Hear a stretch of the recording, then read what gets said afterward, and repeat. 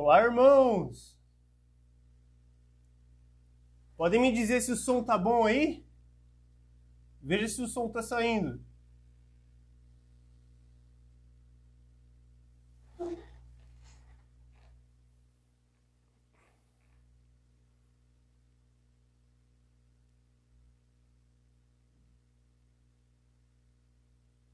Como é que tá o som aí?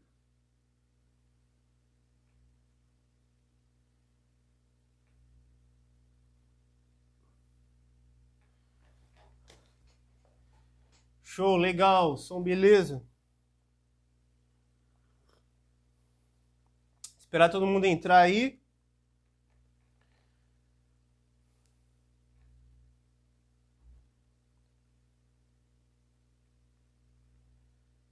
Saiu o som? Como é que tá funcionando o som aí?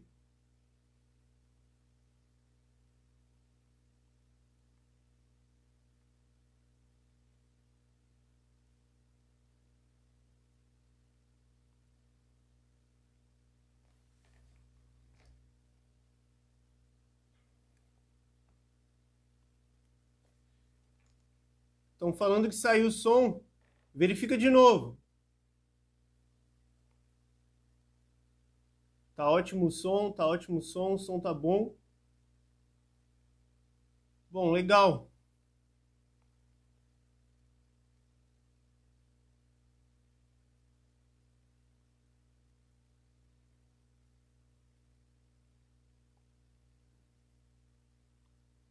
Certo, tá de boa.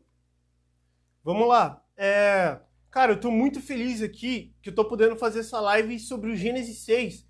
Porque olha só, esse assunto do Gênesis 6, dos filhos de Deus, né, anjos e a descendência de Sete, é um assunto assim, é muito mal entendido envolvendo esse assunto, tá muito mal entendido mesmo. Basicamente, todo mundo que fala sobre esse assunto sempre vai nos passar uma visão de um mal entendido, né?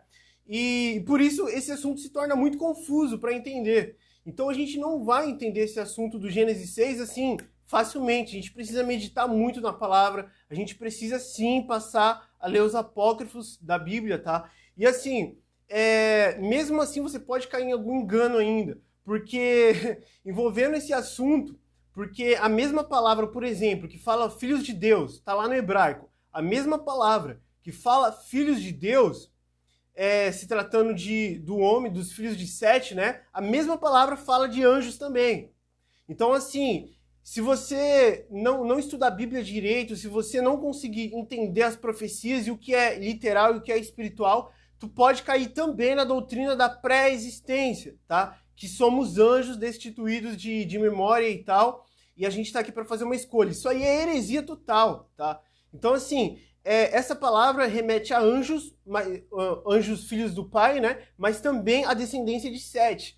Então, cara, se você quiser pegar isso, distorcer e aprovar e confirmar a pré-existência, tu consegue fazer. Por isso que precisa de, assim, é uma orientação absurda do Espírito Santo, tá? É um negócio, assim, absurdo, tá? Bom, vamos começar. Bom, lá no Gênesis 6, eu vou relatar a parte, tá? Onde começa a zona, lá na era pré-diluviana, e começa toda uma zona onde os filhos de Deus, né, os filhos do Pai, eles pegam as filhas de Caim e tal, e aí futuramente, depois de um tempo, vai ocorrer o dilúvio por conta disso, tá? Então vamos lá, olha só. Gênesis 6, vamos fazer uma exegese bem basiquinha aqui. E aconteceu que, como os homens começaram a se multiplicar-se sobre a face da terra, e lhes nascerem filhas. Esses homens aqui, tá falando de ambos os lados, tá? Tá falando de Sete, mas também tá falando de Caim. E os próximos versículos tá focando em Caim, a descendência de Caim, tá? Olha só. Próximo versículo. E viram os filhos de Elohim que as filhas dos homens eram formosas. E tomaram para si mulheres de todas as que escolheram. Olha só. Esse versículo aqui tem dois caminhos para você tomar. Esse versículo você pode tomar como se falasse sim dos anjos, tá? Dos anjos lá, vigias que desceram e coabitaram com as mulheres. Vou falar sobre isso ainda. Mas também você pode usar o texto para afirmar que é os filhos de Sete, tá? Embaixo vai ter mais um relato sobre este evento. Você pode, então é assim, são dois caminhos. Ou você precisa falar que esse versículo está falando dos anjos, tá? E o próximo versículo, que é parecido com esse, vai falar dos filhos de Sete. Ou o segundo caminho, você vai falar que esses são os filhos de Sete e o versículo seguinte também. Vamos lá. Porque aqui poderia ser anjos, tá? Vamos passar ao próximo versículo. Então disse Yahuwah: não contenderá o meu espírito para sempre com o homem, porque ele também é carne. Porém, os seus dias serão 120 anos. Cara, isso aqui é um resumo de toda a história até a vinda do Messias, tá? Porque aqui tem muita revelação. Não são anos literais isso aqui, tá? A gente vai falar disso mais no final. Não são 120 anos literais. É sobre o ano 6000, tá? Eu vou responder isso aqui, eu vou fazer vocês entenderem isso sobre o ano 6000 no final dessa live, tá? Porque eu vou responder uma pergunta que o irmão fez aqui com a explicação desse versículo, tá? Próximo versículo. Olha só, presta atenção. Havia naqueles dias gigantes na terra, e também depois, quando os filhos de Elohim entraram as filhas dos homens, e delas geraram filhos. Esses filhos aqui são a descendência de Sete, tá? Porque olha só, como eu disse, o primeiro versículo lá em cima, que é o versículo 2 de Gênesis 6, viram os filhos de Elohim que as filhas dos homens eram formosas, e tomaram para si mulheres de todas as que escolheram. Se você usar esse versículo para falar que são anjos, você consegue aí um link para o livro de Enoque, tá? Só com esse versículo. Mas se você falar que aqui já era só os filhos de Caim, ou os filhos de Caim não, a descendência de Sete, então o versículo de baixo também vai ser descendência de Sete, tá? Mas, de qualquer forma, seja descendência de Sete ou os anjos, nesse versículo de baixo fala: havia gigantes na terra. Havia gigantes na terra. E também depois. Depois do quê? Depois, quando os filhos de Elohim, que são a descendência de Sete, entraram os filhos dos homens e delas geraram filhos, tá? Então, de qualquer forma, havia gigantes na terra. O que originou esses gigantes? Aí a gente vai descobrir. Olha só, esses gigantes, quer dizer, continuando no versículo, estes, que são gigantes, eram os valentes que houve na antiguidade, os homens de fama. Ou seja, se eu colocar o versículo inteiro, vai ficar: havia naqueles dias gigantes na terra, e também depois, quando os filhos de Elohim, né, os filhos de Deus, entraram as mulheres, entraram as filhas dos homens e delas geraram filhos. Estes gigantes, né, os gigantes lá, o indivíduo aqui é os gigantes, do começo do versículo. Estes eram os valentes que houve na antiguidade, né, os homens de fama. E aqui a gente vai falar sobre muita coisa, assim, é um tempo muito difícil, tá? Vamos continuar. E viu Yahuwah que a maldade do homem se multiplicara sobre a terra, e que toda a imaginação dos pensamentos do seu coração era só má continuamente. Então arrependeu-se Yahuwah, não é arrependeu-se tipo o ser humano, me arrependi, não. Esse arrependeu-se aqui é se consolar, vem do verbo consolar-se, tá? Do hebraico. Então arrependeu-se, consolou-se Yahuwah de haver feito o homem sobre a terra, e pesou-lhe o coração. Tá aqui a prova que é consolação, né? Porque lhe pesou o coração. E disse Yahuwah: destruirei o homem que criei de sobre a face da terra, desde o homem até o animal, até o réptil e até as aves dos céus, porque me arrependo de os haver feito. Noé, porém, achou graça aos olhos de Yahuwah. E aqui eu finalizo, né, o Gênesis 6, versículo do 1 ao 8. Bom, essa parte aqui da Bíblia, do Gênesis 6, é uma parte resumida, é uma síntese, tá? É uma síntese. Só nesses 8 versículos aqui, o que a gente entende? A gente entende que foi, se você ler a leitura literal do texto, né, se você tem esse tipo de visão, foram um atrás do outro, né? Então não existe intervalo de tempo e tal, mas isso aqui é uma síntese, tá sintetizado. Isso aqui são anos, são muito tempo, tá? E a gente vai achar mais detalhes disso nos apócrifos, tá? Vamos ver primeiro o segundo livro de Adão e Eva, tá? Capítulo 19, versículo 8 e 9, capítulo 20 e capítulo 21, versículo 7, tá?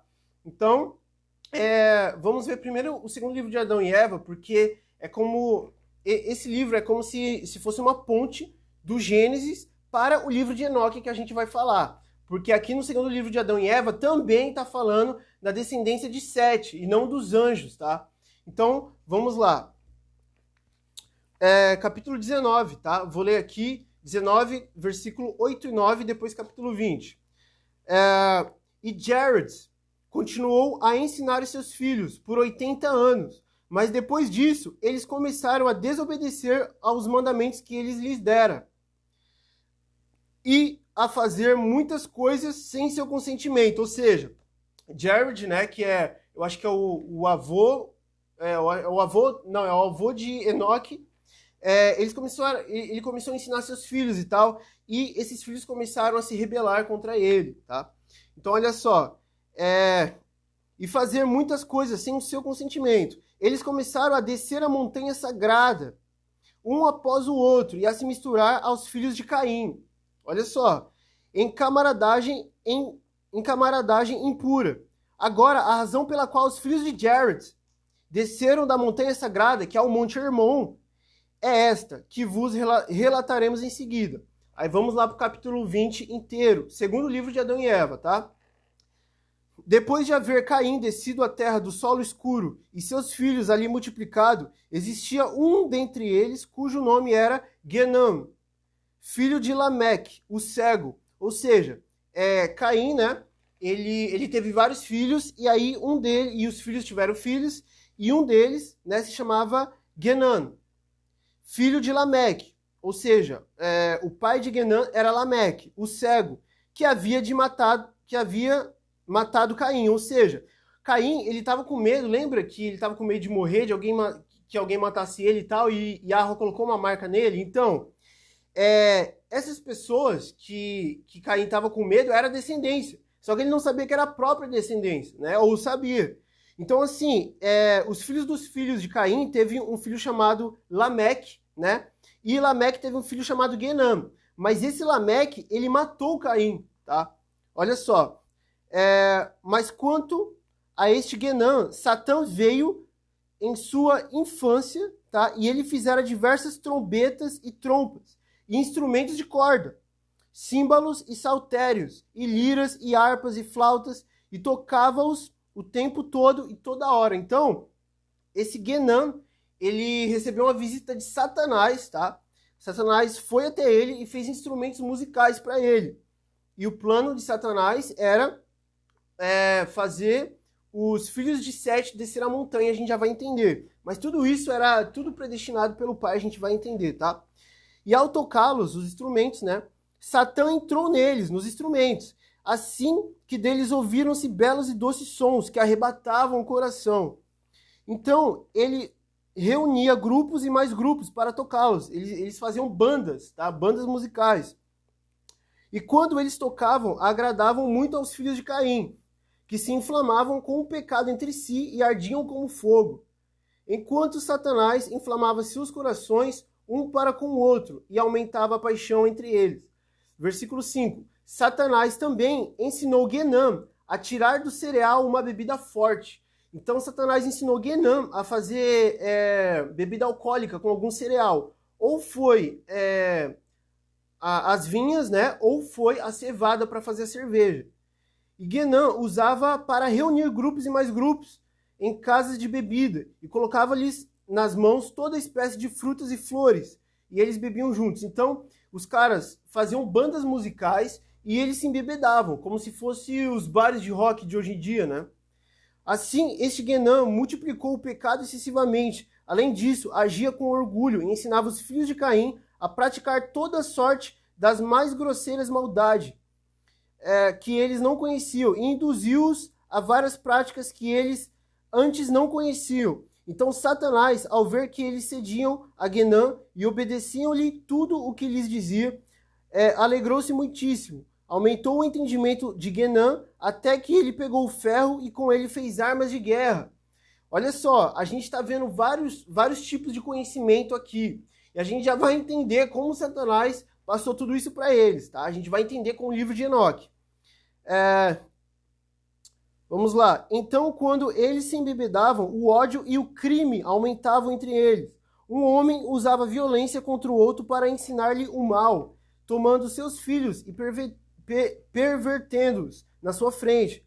E quando os homens viam que estavam vencidos e viam outros que não tinham sido subjugados, aqueles que eram derrotados vinham a Guenã, refugiavam-se a seu lado e eles faziam seus aliados. Assim o pecado aumentou entre eles muitíssimo, até que um homem dava em casamento a sua própria irmã, ou filha, ou mãe e outros, ou a filha da irmã de seu pai, de maneira que não havia mais distinção de parentesco. E eles não mais sabiam o que era iniquidade, porque eles praticavam tanto a iniquidade que isso passou a ser normal. Eles não tinham mais um método de diferir o que é iniquidade de santidade, né, de atos bons. Mas agiam com maldade, e a terra ficou manchada pelo pecado, e eles encolarizavam Yahua, o juiz que os havia criado. Mas Guenã reunia grupos, e mais grupos que tocavam trombetas, e todos os outros instrumentos já mencionados ao sopé da montanha sagrada. Ou seja, os filhos de Jared estavam em cima do Monte Hermon, e os caras aqui de Caim, eles cercaram a montanha lá embaixo e ficaram tocando as trombetas, né? Fazendo as músicas que arrebatavam os corações. E eles faziam assim para que os filhos de Sete, que estavam na montanha sagrada, o Monte Hermon, os ouvissem. Mas quando os filhos de Sete ouviam o barulho, surpreendiam-se e vinham em grupos e ficavam parados no topo da montanha para olhar para os de baixo, né? E assim fizeram durante um ano inteiro. Foi um ano inteiro assim. Então veja, esse momento que os filhos de Caim tentavam fazer os filhos de Sete se ajuntar a eles, foi um ano inteiro. Então veja, esse relato do Gênesis 6, ele é muito tempo, ele é durante muito tempo. Isso aqui é uma síntese, tá? Só esse relato aqui já foi um ano, tá? Quando ao findar daquele ano, Guenã viu que eles estavam sendo aos poucos conquistados para seu lado. Satanás entrou nele e ensinou-lhe como fazer corantes em diversos padrões para vestimentas, e fê-lo entender como tingir de vermelho e carmesim, de púrpura e de outros mais. E os filhos de Caim, que engendravam tudo isso, e brilhavam belos e paramentados esplendidamente, juntaram-se ao pé da montanha em esplendor com trombetas e vestidos suntuosos, e corridas de cavalos e cometendo todas as formas de abominações. Enquanto os filhos de Sete, que estavam na montanha sagrada, oravam e louvavam a Yahua no lugar das hostes de anjos que tinham caído, pelo que Yahua os tinha chamado de anjos, porque ele agradava-se muito com eles. Então veja, esse versículo 15 aqui está falando que os filhos de Sete ficavam na montanha orando, mas, olha só, eles oravam e louvavam a Yahua no lugar das hostes de anjos que havia caído. Então, os anjos vigias, eles estavam na montanha antes, mas eles caíram, né? Eles se desviaram, largaram suas habitações santas, que era o Monte Hermon. Eles largaram e pegaram as filhas de Caim. A gente só vai entender isso com o livro de Enoque, tá? Vamos continuar. Mas após isso, eles não mais guardavam o seu mandamento, nem acreditavam na promessa que ele havia feito a seus antepassados, mas relaxaram-se no jejum e oração e no aconselhamento de Jared, seu pai, e continuaram a se reunir no topo da montanha para olhar para os filhos de Caim. Então, os filhos de Sete ficavam lá no topo do Monte Hermon, olhando para baixo os filhos de Caim, tá? Desde a manhã até o anoitecer, e para o que eles faziam para os seus belos vestidos e ornamentos. Então os filhos de Caim olharam para cima, e lá de baixo viram os filhos de Sete, parados aos grupos no topo da montanha, e chamaram-nos para que descessem até eles. Então os filhos de Caim chamaram os filhos de Sete, tá, para descer a montanha do Monte Hermon. Mas os filhos de Sete disseram-lhes de cima: não sabemos o caminho. Então Guenã, o filho de Lameque, que é filho do filho de Caim, ouviu-os dizer que não sabiam o caminho, pôs-se a pensar consigo mesmo como trazê-los para baixo. Então Satã apareceu durante a noite, dizendo: não há caminho para eles descerem da montanha onde moram, mas quando eles vierem amanhã, diz-lhes: vinde até o lado oeste da montanha do Monte Hermon, ali encontrareis o caminho de um riacho que desce até o sopé da montanha, entre duas colunas. Descei por ali até nós. Vamos lá? Então, quando raiou o dia, Guenã soprou as trombetas e tocou os tambores sobre a montanha, como costumava. Os filhos de Sete ouviram-no e vieram como de costume. Então Guenã disse-lhes de baixo: ide até o lado oeste da montanha, ali encontrareis o caminho para descer. Mas quando os filhos de Sete ouviram essas suas palavras, voltaram à caverna, né, para Jared, para contar-lhe tudo o que tinha ouvido, né? Então, ao ouvir isso, Jared entristeceu-se, pois sabia que eles desobedeceriam seu conselho. Por quê? Porque já estava profetizado. O primeiro livro de Adão e Eva, o pai, o Messias, ele já fala para Adão tudo que haveria de ocorrer, e fala do dilúvio também. Vamos lá. Após isso, um centena de homens dentre os filhos de Sete reuniu-se e falou entre si: vamos, desçamos até os filhos de Caim e vejamos o que eles fazem, e divertimos-nos com eles. Olha só. Mas quando Jared ouviu isso da centena de homens, até a sua alma comoveu-se e seu coração penalizou-se. Então ele ergueu-se com grande fervor e colocou-se no meio deles, e adjurou-os pelo sangue de Abel, o justo, que nenhum de vós desça dessa montanha sagrada e pura, na qual nossos antepassados nos ordenaram a morar. Mas quando Jared viu que eles não aceitavam suas palavras, disse-lhes: ó meus filhos bons e inocentes e santos, sabei que uma vez que descerdes da montanha sagrada, Yahweh não vos permitirá a ela voltar novamente. Pronto, essa parte aqui já vai abrir a nossa mente para que geração era essa que o Messias foi pregar no Sheol, a geração do dilúvio, tá? Dos dias de Noé. E a gente vai entender. Outra vez, adjurou-os, dizendo: eu adjuro pela morte de nosso pai Adão, e pelo sangue de Abel e de Sete, de Enós e de Cainã, e de Malaleel, que me obedeças e não desçais dessa montanha sagrada. Pois no momento em que deixardes, serei destituídos de vida e de misericórdia, e não sereis chamados os filhos de Deus, né, filhos de Elohim, mas de filhos do demônio. Então aqui, ó, isso aqui foi a voz de juízo para os caras. Ele falou basicamente isso. Olha, se vocês descerem essa montanha, vocês vão escolher, pois, a morte. Então vocês morrerão. Porque ele já sabia do dilúvio. Ele já sabia de tudo isso, porque Adão, ele recebeu essa palavra do Messias, e esse conhecimento do dilúvio, de tudo que ocorreria, até o fim dos tempos, foi passando de pai para filho. Eles sabiam do dilúvio. Vamos lá. Mas eles não queriam ouvir suas palavras. Enoque já era adulto nessa época, e em seu zelo por Yahweh, levantou-se e disse: ouve-me, ó vós, filhos de Sete, pequenos e grandes, ao desobedecerdes o mandamento de nossos antepassados, e ao descerdes dessa montanha sagrada, nunca mais subireis aqui. Mas eles se rebelaram contra Enoque, e não quiseram ouvir suas palavras, mas desceram da montanha sagrada. Os caras desceram do Monte Hermon. E quando olharam para as filhas de Caim, para seus belos corpos, e para suas mãos e pés tingidos de cor, e para as tatuagens ornamentais nos seus rostos, e o fogo do pecado acendeu-se neles. Então Satanás fez com que elas parecessem lindíssimas perante os filhos de Sete, e também fez com que os filhos de Sete parecessem belíssimos aos olhos das filhas de Caim, de maneira que as filhas de Caim desejassem como feras selvagens os filhos de Sete, e os filhos de Sete desejassem as filhas de Caim, até que cometeram abominações com elas, se misturaram, né? Mas depois de assim caírem em degradação, os filhos de Sete, eles voltaram ao caminho pelo qual haviam descido e tentaram subir na montanha sagrada. Então os caras desceram, né?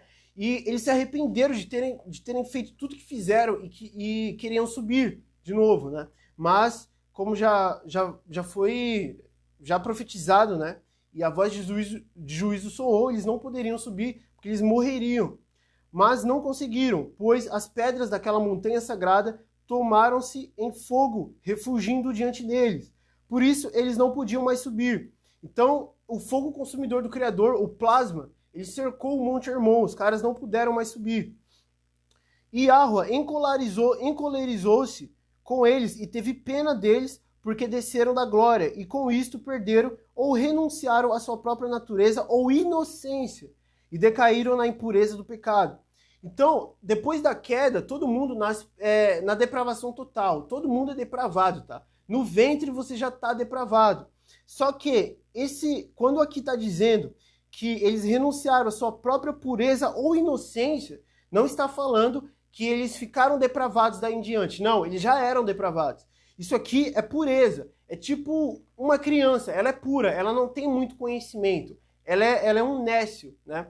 Ela não tem conhecimento muito do que é mal, do que é bom e tal, e elas são puras, né? Então, os caras aqui basicamente tinham essa pureza das crianças, embora tivessem a depravação total. Então, Yahweh enviou sua palavra a Jared, e isso aqui não é por acaso. O Pai enviou a sua palavra. Ele enviou o Messias para falar com Jared, dizendo: esses teus filhos, aos quais chamaste de meus filhos, eles desobedeceram ao meu mandamento e desceram ao antro da perdição e do pecado. Envia um mensageiro àqueles que ficaram, para que não desçam e se percam também. Porque o Messias sabiam que os irmãos deles iam querer descer para resgatar eles de volta, tá? Então Jared chorou perante Yahweh e pediu-lhe misericórdia e perdão, pois preferia que a sua alma abandonasse seu corpo ao ouvir essas palavras de Yahweh sobre a descida de seus filhos da montanha sagrada. É uma coisa interessante que ele falou aqui, sobre ele preferir que a sua alma saia do seu corpo. Isso aqui, em curtas palavras, ele está falando que preferiria morrer. Porque quando a alma sai do corpo, você morre. O espírito sai e volta para Yahweh quando a alma sai. Então, a alma saiu do corpo, você está morto, você vai perder o espírito, tá? Então isso aqui mostra também que a depravação total está na alma. Então quando o nosso coração bate é porque já temos a alma, logo temos o espírito, logo temos a depravação total, tá? Mas ele seguiu a ordem de Yahweh e pregou-lhes que não descessem da montanha sagrada e que não mantivessem relacionamento com os filhos de Caim. Mas eles não ouviram sua mensagem, não quiseram seguir seu conselho. Agora o capítulo 21, tá? Versículo 7. Eles desceram. Portanto, peraí. Tá, aqui ele dizendo: portanto, ó meus filhos, firmai vossos corações em vós mesmos e guardai o mandamento que Yahweh, que está convosco, e quando partirdes dessa montanha sagrada para uma terra estranha que não conheceis, levai convosco o corpo de nosso pai Adão e com ele 3 presentes e oferendas preciosas, a saber, o ouro, o incenso e a mirra. Cara, isso aqui, essas 3 coisas foi dado a Adão. No primeiro livro de Adão e Eva ele relata isso. O pai tirou esses 3 itens do Éden para dar para Adão, porque ele estava sofrendo muito porque tinha perdido o Éden. E aí o plano aqui era o seguinte, Noé recebeu essa palavra aqui, e Enoque, né, o primogênito de Matusalém, Enoque, o primogênito, e Matusalém, filho de Enoque, né? Ou seja, Enoque e Matusalém, e Lameque, filho de Matusalém, e Noé, filho de Lameque, foram os únicos que restaram em cima da montanha. Todos os outros tentaram descer para resgatar os irmãos, tá? Então, basicamente, só foram estes que ficaram na montanha. E quando eles chegaram à sua presença, orou por eles e abençoou-os e disse-lhes: vós sois filhos justos, inocentes, não desçais dessa montanha sagrada, pois vede, vossos filhos e os filhos dos vossos filhos desceram desta montanha sagrada, e dela se afastaram por seus desejos abomináveis e de desobediência ao mandamento de Yahweh. Mas eu sei, pelo poder de Yahweh, que ele não vos deixará nessa montanha sagrada, porque vossos filhos desobedeceram o seu mandamento, e ao de nossos antepassados, que recebemos deles. Mas, ó meus filhos, Yahweh nos conduzirá para uma terra estranha, que vós nunca mais tornareis a ver com os vossos olhos este jardim e esta montanha sagrada. Né? Aí entra: portanto, ó meus filhos, firmai os vossos corações em vós mesmos e guardai o mandamento de Yahweh, que está convosco. Né? E quando partir dessa montanha para uma terra estranha que não conheceis, levai convosco o corpo do nosso pai Adão, né? Que estavam com eles. E com ele estes 3 presentes e oferendas preciosas, a saber, o ouro, o incenso e a mirra. e depositai-os no lugar onde o corpo de nosso pai Adão repousar. E aquele de vós que restar aos meus filhos virá a palavra de Yahweh, e quando ele partir desta terra, deverá levar consigo o corpo de nosso pai Adão e deverá depositá-lo no centro da terra, o lugar no qual será engendrada a salvação, né? E aqui estava falando, sim, de Jerusalém. Então, veja, no primeiro livro de Adão e Eva, é relatado que Adão, quando ele morresse, Adão fala para os seus filhos, olha, quando eu morrer, vocês vão guardar o meu corpo junto com esses 3 presentes, o ouro, o incenso e a mirra. E depois do dilúvio que haverá de ocorrer, Noé, né, ele vai enterrar o meu corpo no centro da terra e junto com esses 3 presentes, nessa cidade, no centro da terra, no qual seria saqueada no futuro, né, e esses 3 presentes iriam parar nas mãos dos 3 reis magos que haveria de levar os 3 presentes para o Messias, tá? Então é um presente passado de Adão diretamente para o Messias, que é o segundo Adão, né? Que é o ouro, incenso e a mirra, lá do nascimento do Messias, quando os 3 reis magos levam para ele, né? Então Noé disse-lhe, quem dentre nós é aquele que restará? Perguntou, né? E Jared respondeu, tu és aquele que restará, e tu deverás retirar o corpo de nosso pai Adão de dentro da caverna e colocá-lo contigo na arca quando o dilúvio chegar. Essa caverna aqui, se eu não me engano, é a caverna dos tesouros, tá? De quando Adão e os seus filhos pequenos, né, na época que eles estavam pequenos, eles ficavam lá. E é a caverna dos tesouros que Adão foi se refugiar como mandamento do pai quando eles saíram do Éden. Então é essa caverna aqui, a caverna dos tesouros. E teu filho Sem, né, o filho de Noé, o Sem, que sairá de teus quadris, é quem depositará o corpo de nosso pai no centro da terra, no lugar de onde virá a salvação. Então, cara, olha isso. Temos Adão com os 3 presentes, depois isso vai parar na mão de Noé, né? O corpo de Adão e os 3 presentes, e Noé vai passar para Sem, e Sem vai passar para o centro da terra, que vai parar na mão do Messias. Então, basicamente, o primeiro Adão, ele vai, como que eu posso dizer?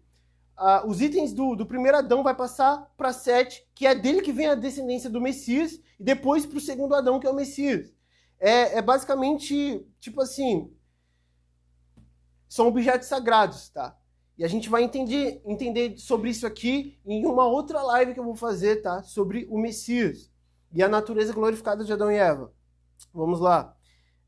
Então Jared dirigiu-se a seu filho Enoque e disse-lhe, tu, meu filho, permanecesse nessa caverna e ministra com diligência ante o corpo de nosso pai Adão todos os dias de tua vida e instrui teu povo em justiça e inocência. E Jared acabou de falar, suas mãos afrouxaram-se, seus olhos fecharam-se e ele repousou com seus antepassados. Sua morte teve lugar quando Noé tinha 360 anos de idade e quando ele próprio tinha 989 anos de vida, no 12º dia de Táxis, numa sexta-feira. Então, olha só, a gente tem um relato aqui que realmente os filhos de Sete, eles desceram a montanha e só sobrou essas pessoas em cima da montanha, né? Enoque, Matusalém, Noé e Lameque. Só eles, são 4 pessoas, só eles sobreviveram, tá? E claro, os filhos de Noé que viriam no futuro e tal. Mas nesse tempo aqui do Gênesis 6, só essas pessoas sobreviveram, tá? Agora, isso aqui vai nos levar ao livro de Enoque, tá? Temos alguma dúvida? Tá. Uhum. Sim, a live vai ficar salva, tá? Pelo menos tentarei salvá-la. Tá. O link desses PDFs estão no nosso site, tá? O nosso site está em construção, porque sofremos um ataque cibernético, tá? E eu estou reconstruindo o site, mas estão lá. Logo eu libero o site para que vocês possam baixar esse livro aqui em PDF, tá? É os Apócrifos da Bíblia e Pseudoepígrafos, volume 1. Vamos continuar. Livro de Enoque. Eu vou ler aqui o capítulo 6, o capítulo 7, o capítulo 8 e o capítulo 10, do versículo 1 ao 6, tá? São capítulos curtos, mas vamos lá. E aqui a gente vai entender o evento dos anjos, que ocorreu primeiro que o evento dos filhos de Sete. Ocorreu os 2 eventos, né? Primeiro foi os anjos, e a gente vai entender o porquê, envolve o nome do monte, né, que eles desceram, e depois os de Sete, que já habitavam nesse monte, que já tinham esse nome. Olha só. Quando outrora aumentou os filhos dos homens, nasceram-lhe filhas bonitas e amoráveis, né? Os anjos, filhos do céu, ao verem-nas, desejaram-nas e decidiram entre si: vamos tomar mulheres dentre as filhas dos homens e gerar filhos.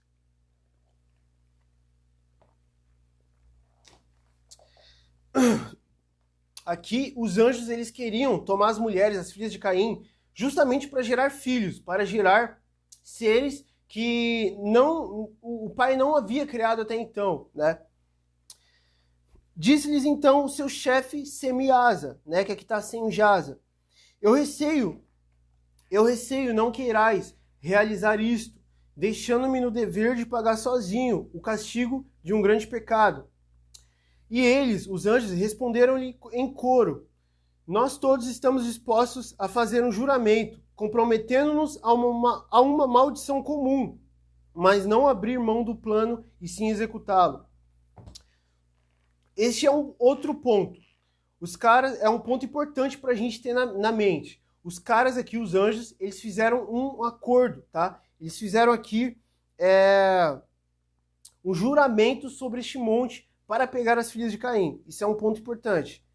Então eles juraram conjuntamente, obrigando-se às maldições que todos atingiriam. Eram ao todos 200 os anjos que estavam lá, 200 anjos. Os que nos dias de Jared, ou seja, no mesmo tempo, né, é um evento antes dos filhos de Sete descer, mas nos dias de Jared haviam descido sobre o cume do Monte Hermon e chamaram-no Hermon porque sobre ele juraram e se comprometeram às maldições comuns.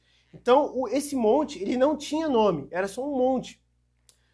Era um monte sagrado, mas esse monte sagrado passou a se chamar Monte Hermon por conta desse mesmo juramento que os anjos fizeram, tá? Então, quando a gente vê o relato lá que os filhos de Deus, né, de Elohim, lá no Gênesis, eles desceram do cume do Monte Hermon para pegar as filhas de Caim, se você perceber, foi citado o nome Monte Hermon, e no hebraico tá Hermon também. Então, esse monte já havia ter recebido esse nome, e ele só recebeu esse nome por conta dos anjos. Então, ocorreu o relato dos anjos. Não é à toa que no versículo 15 o segundo livro de Adão e Eva, né, capítulo 20, no versículo 15, ele está falando dos anjos que caíram. Os anjos caídos não são os Satanás e tal. Eu vou falar um pouco sobre isso nessa live. Não são eles, mas os anjos vigias. Os sentinelas que estavam lá, os 200 anjos que estavam lá e desceram e coabitaram com as filhas dos homens. Vamos continuar. Assim se chamavam os seus chefes. Os seus chefes. Semiasa, o superior de todos eles. É o anjo Semiasa. Araquiba, Ramael, Cocabiel, tem vários nomes aqui de anjos, tá? Esses eram os chefes de cada grupo de 10. Então tinha grupos de 10 anjos e são ao todo 200 anjos, tá? Capítulo 7. Todos os demais que estavam com eles tomaram mulheres e cada um escolheu uma para si. Então começaram a frequentá-las e a profanar-se com elas. E eles ensinavam-lhes bruxarias, exorcismos, feitiços e familiarizavam-nas com ervas e raízes.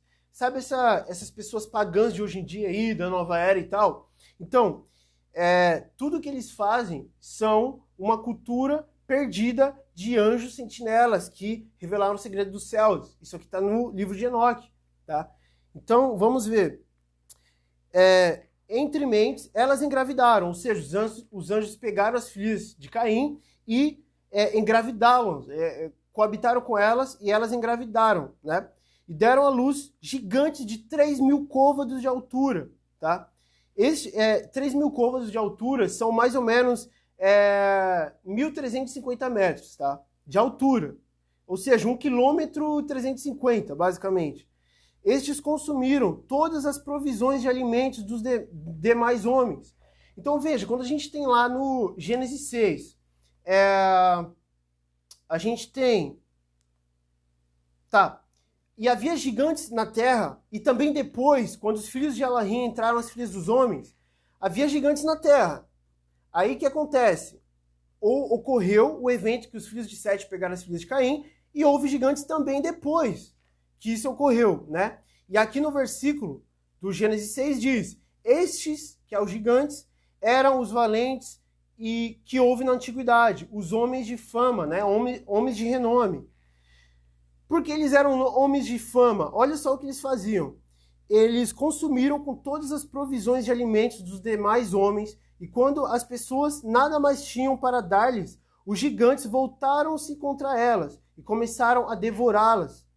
Também começaram a atacar os pássaros, os animais selvagens, os répteis, os peixes, rasgando com seus dentes as suas carnes, bebendo seu sangue. Então a terra clamou contra os monstros, né? E Azazel ensinou aos homens a confecção de espadas, facas, escudos e armaduras, abrindo seus olhos para os metais e para a maneira de trabalhá-los. Vieram depois os braceletes, os adornos diversos, o uso dos cosméticos, o embelezamento das pálpebras, toda sorte de pedras preciosas e arte das tintas. Então lembra lá no livro de Adão e Eva que Satanás ensinou tudo isso para eles? Então, na verdade, é um conhecimento que os anjos já haviam passado, tá? E assim graçavam uma grande impiedade, e eles promoviam a prostituição, conduziam aos excessos e eram corruptos em todos os sentidos. Semiasa ensinava os conjuros e as poções de feitiço.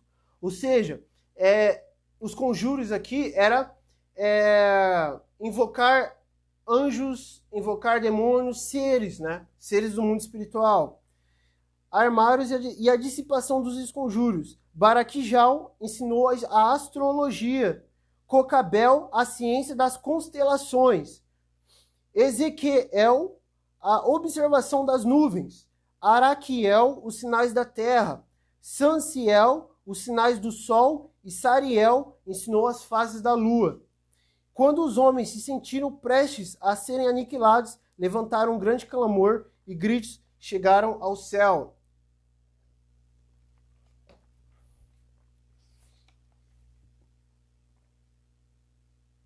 Vamos lá.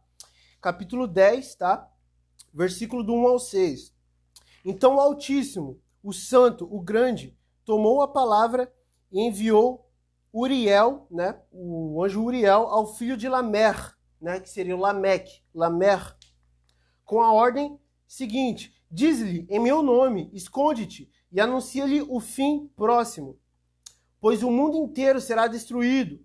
Um dilúvio cobrirá toda a terra e aniquilará tudo o que sobre ela existe. Comunica-lhe que ele pode salvar-se e que seus descendentes serão mantidos por todas as gerações do mundo, né?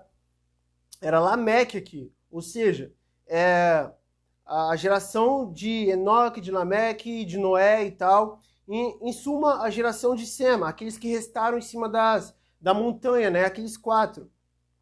E Rafael disse a Yahweh: amarra Azazel de mãos e pés e lança-o nas trevas. Esse trevas aqui, se você vê se essa palavra numa Bíblia cristã, ela estaria traduzida como inferno, tá? Mas inferno, na verdade, vem Sheol, do hebraico. E Sheol não é o lugar dessas trevas, mas sim o abismo embaixo do Sheol. Tem a terra. Embaixo da terra tem o Sheol e embaixo do Sheol tem o abismo. Então, são terra, Sheol e fundo do Sheol. Esse fundo do Sheol é onde onde ele foi amarrado, o Azazel foi amarrado, né? Cava um buraco no deserto de Dudael e atira ao profundo. Deposita pedras ásperas e pontiagudas por baixo dele e cobre-o de escuridão.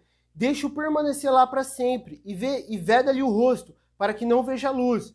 No dia do grande juízo, ele deverá ser arremessado no tremedal de fogo. Olha só. Purifica a terra corrompida pelos anjos.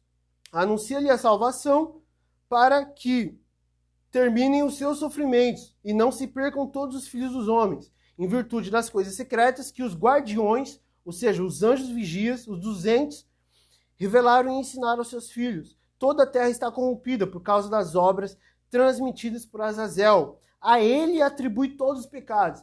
Sabe quando a gente vê lá na Torá, no Êxodo, no Levítico, é aquele bode, o bode Azazel, que era o bode da expiação do pecado. Então, aquilo lá é um link para essa parte do livro de Enoque. O bode Azazel não é referido em nenhuma parte da Bíblia, até este momento do Êxodo e do Levítico, mas no livro de Enoque ele é citado. Aqui é o início de tudo. O bode se chama Azazel lá na expiação de pecados por conta desse anjo.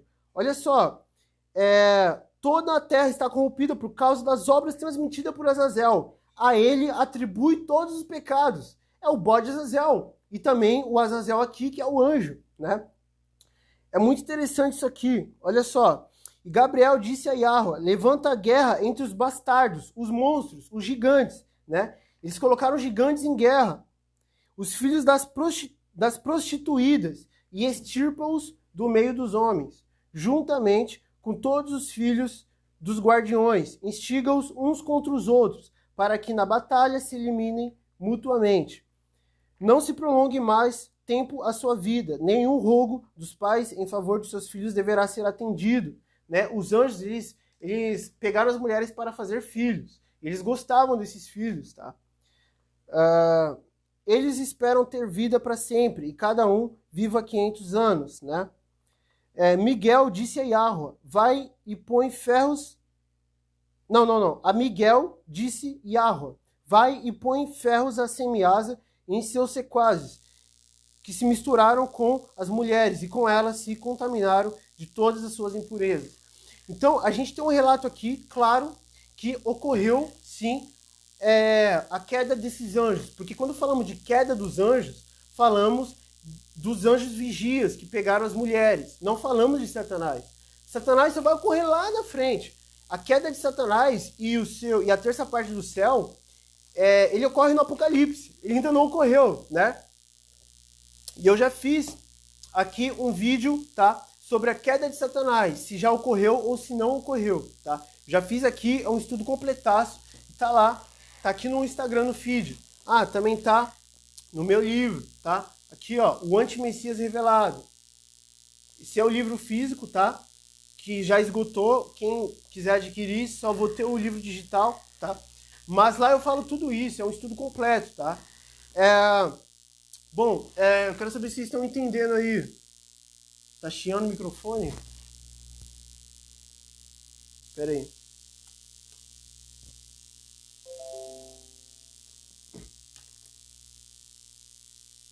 Tá, beleza. Tá, veja se parou o chiado no microfone. Tá chiando?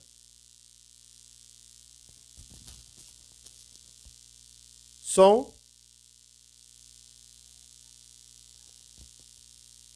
Parou?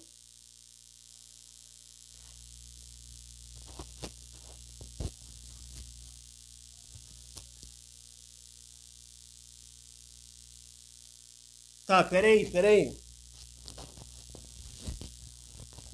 Continua chiando?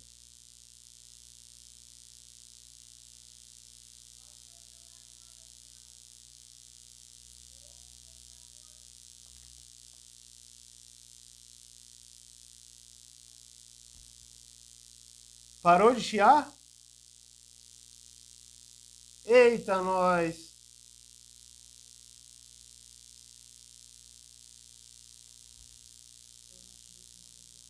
Fiz da internet.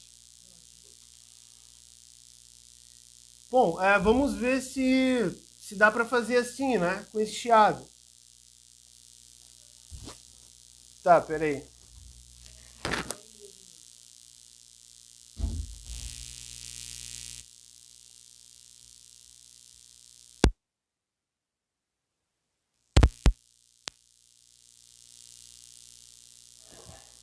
E agora, será que melhorou?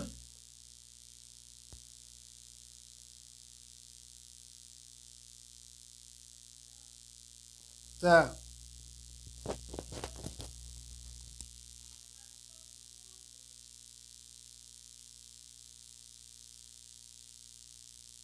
Pronto, fiz. Veja aí.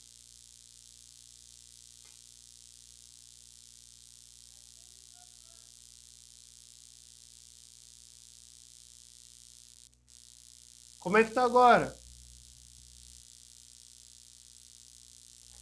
Tá, eu vou tirar o microfone.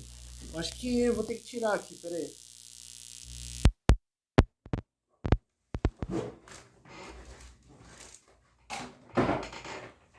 Agora melhorou? Me fala aí.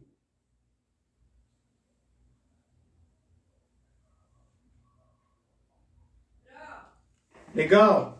Vamos continuar. Olha só. O ponto aqui pra gente focar... Pera aí. O ponto aqui pra gente focar é o seguinte.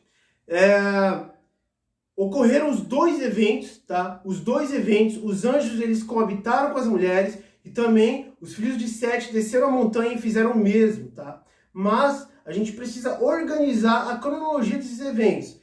Então é assim, primeiro os anjos vigias, eles descem do Monte Hermon, né, que a princípio não se chamava assim, eles descem, eles fazem o juramento deles, descem, pegam as filhas de Caim, então depois a descendência de Sete passa a morar nesse monte, né, e aí eles descem também, mas aí neste momento o Monte Hermon já tem esse nome, porque o juramento dos anjos já havia sido feito.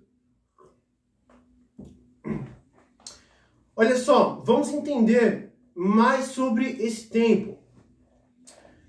A gente pode ver que eu fiz alguns comentários aqui, tá? Bem estruturados para que vocês possam entender melhor essa época. A gente pode ver que o capítulo descreve com riqueza de detalhes, em breve, né, a menção dos filhos de Elohim, ou seja, os anjos, terem se relacionado sexualmente com as filhas dos homens, em Gênesis 6, e as filhas de Caim, que resultou na concepção de gigante, né? Então veja, o livro de Enoque ele relata com clareza, com detalhes, com tudo, que os filhos, né, do pai, que seriam os anjos, eles realmente pegaram as mulheres. Deixa eu só arrumar aqui, peraí.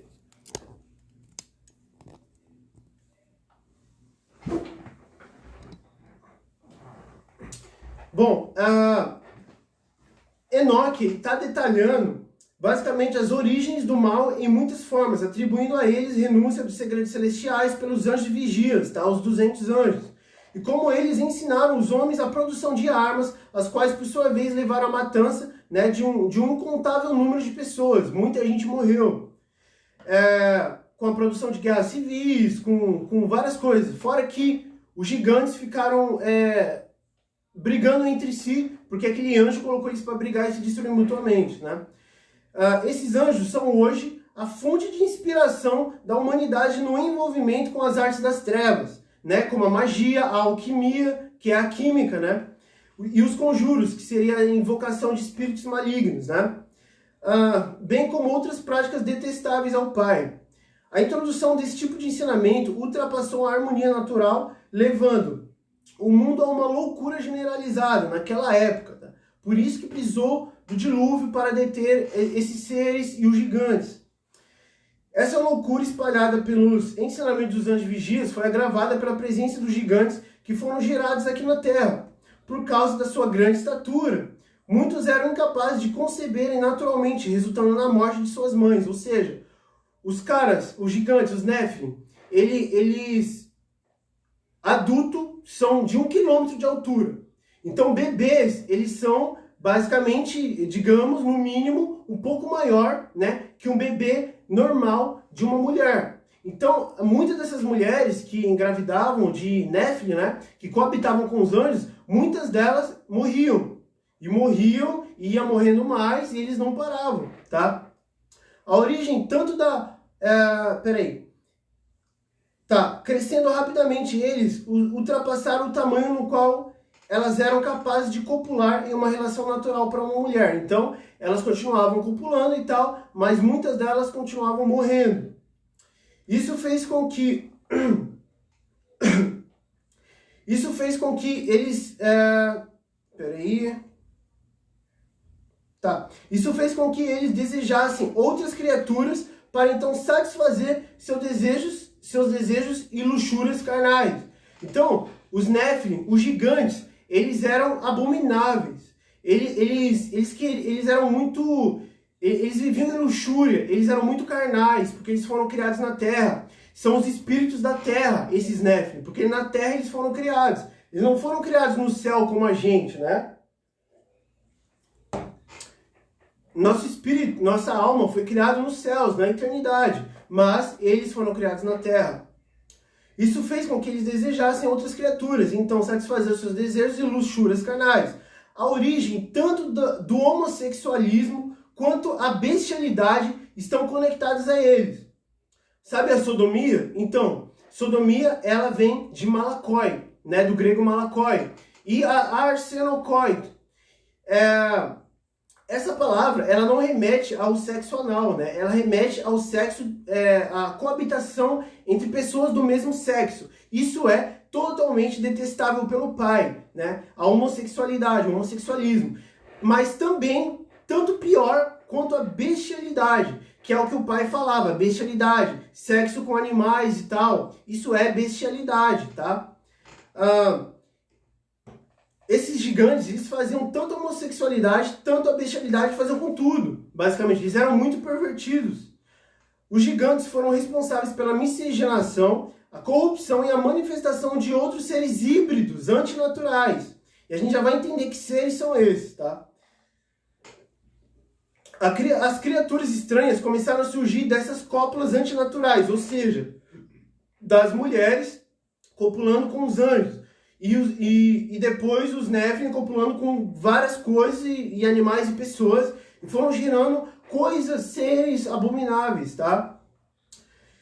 E também os apetites. Os apetites desses gigantes, né? Eventualmente os levaram a consumir sangue e carne humana. Os caras começaram a devorar pessoas, basicamente. Os homens começaram a aparecer com 2 asas, alguns com 4 e com 2 faces. Eles tinham um corpo com 2 cabeças, uma era de homem e outra de mulher, tipo, vários seres estranhos foram começados a ser criados, né? Homens de 2 cabeças, homens com órgãos sexuais, né? Vários órgãos sexuais, masculinos e femininos, inclusive com partes do corpo de animais, tá? Terrível. Eles eram em sua forma com muitos órgãos. Olha só, órgãos tanto masculinos quanto femininos. Outras figuras humanas foram vistas com pernas e chifres de bodes. E alguns tinham pés de cavalos. Outros tinham os lombos de um cavalo, mas na parte da frente, né, eram como homem, assemelhando-se ao hipocentauro ou minotauro, que a gente vê aí na cultura, né, a cultura pagã aí, de filmes e tal. O minotauro, aquele homem cavalo, né, ou hipocentauro, era esses seres desse tempo. Tá? Desse tempo do Gênesis 6.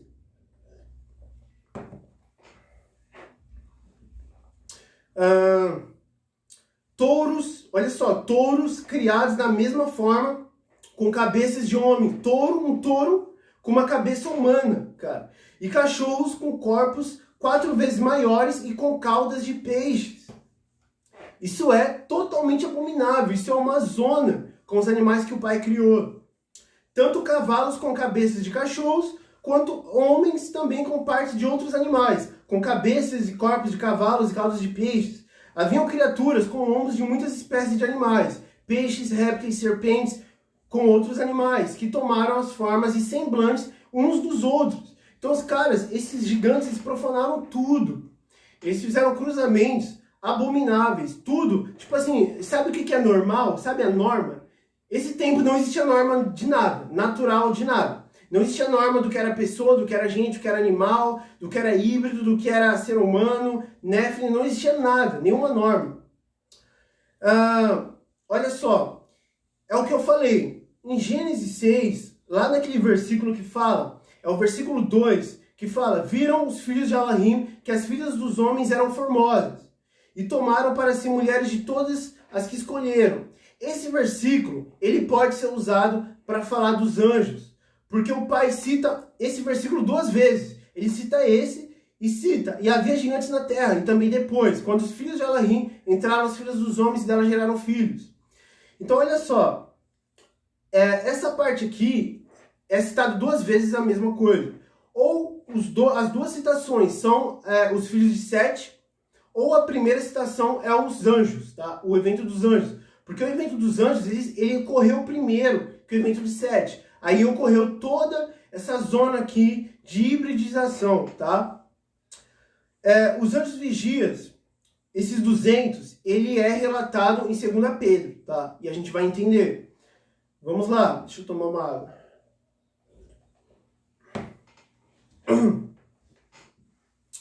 Porque se Yahweh não perdoou os anjos que pecaram, mas havendo-os lançado no inferno, olha só, 2 Pedro 2, versículo 4 ao 7. O Pai lançou eles no inferno, esses anjos, e inferno é Sheol, mas aqui não está falando do Sheol, está falando da profundeza do Sheol, que é o abismo, né? No grego vai ser o Tártaro, ou Guiena, né? Os entregou às cadeias da escuridão, ficando reservados para o dia do juízo. E não perdoou o mundo antigo, quando guardou Noé, a 8ª pessoa, o pregoeiro da justiça, ao trazer o dilúvio sobre o mundo dos ímpios. E condenou à destruição a cidade de Sodoma e Gomorra, reduzindo-as a cinza, e pondo-as para exemplo aos que vivessem impiamente, e livrou o justo Ló, enfadado da vida dissoluta dos homens abomináveis. Então, aqui Pedro, ele está fazendo uma conexão com Gênesis 6, com a parte, o evento dos anjos, né? Com Sodoma e Gomorra. Por quê? Porque o evento dos anjos geraram gigantes viciados em sodomia, em homossexualismo. E esse homossexualismo é a sodomia, que era o que os habitantes de Sodoma e Gomorra faziam. Os caras eram famosos por fazer sexo entre homens, né? Por isso que quando os anjos chegaram até Ló, lá essas pessoas cercaram a casa de Ló querendo fazer sexo com esses anjos, que estavam ali em aparência de homens, né? Então, aqui é uma conexão que Pedro fez. E aqui ele está falando, sim, dos anjos vigias, né? Que largaram suas habitações. Bom, e a gente vai ter também o relato do livro de Judas. Antes de tudo, eu preciso dizer que esse livro de Judas não é o Judas Iscariotes, tá? Não é o Judas que entregou o Messias, mas o Judas Tadeu, que é um dos 12 apóstolos do Messias, tá? Vamos ler o livro de Judas, capítulo 1, versículo do 6 ao 8 e versículo 14 e 15.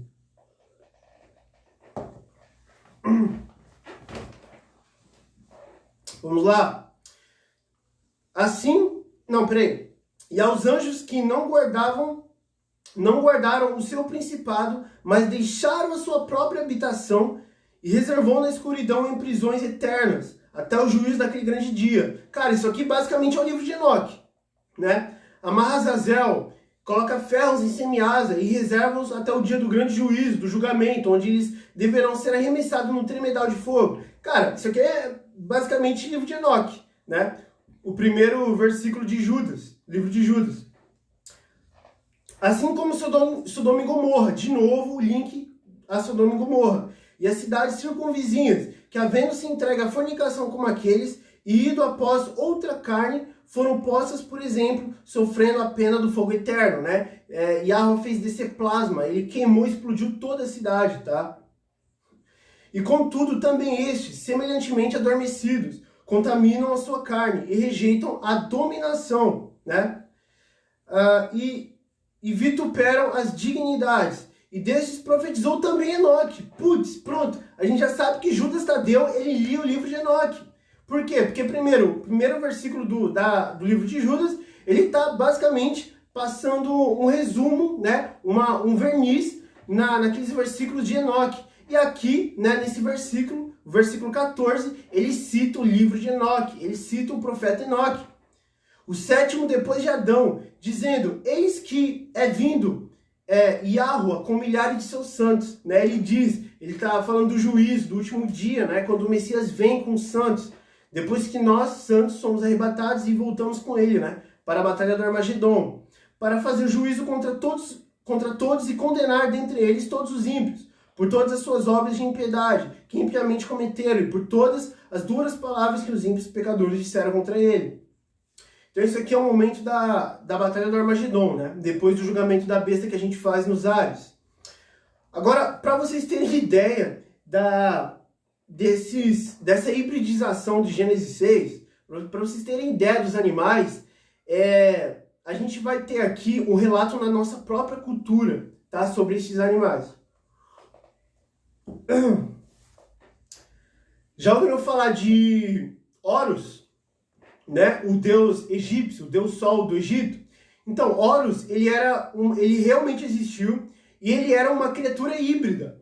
E a gente sempre vai ter esses deuses antigos, sempre relatado a essa mesma época, né? De 3000 antes de Cristo, de 2800 antes de Cristo e tal. Porque, veja, o Messias, ele nasceu no ano 4000, né? Depois da criação de Adão. No ano 4000, que aí, no nosso calendário, ele zerou, né? Como ano zero. E aí, a partir de então, passou a ser depois de Cristo e antes de Cristo, né? O ano 4000 é o ano zero do nosso calendário. Então, 3000 antes do ano 4000 é 3000, 2000, 1000. É o ano 1000.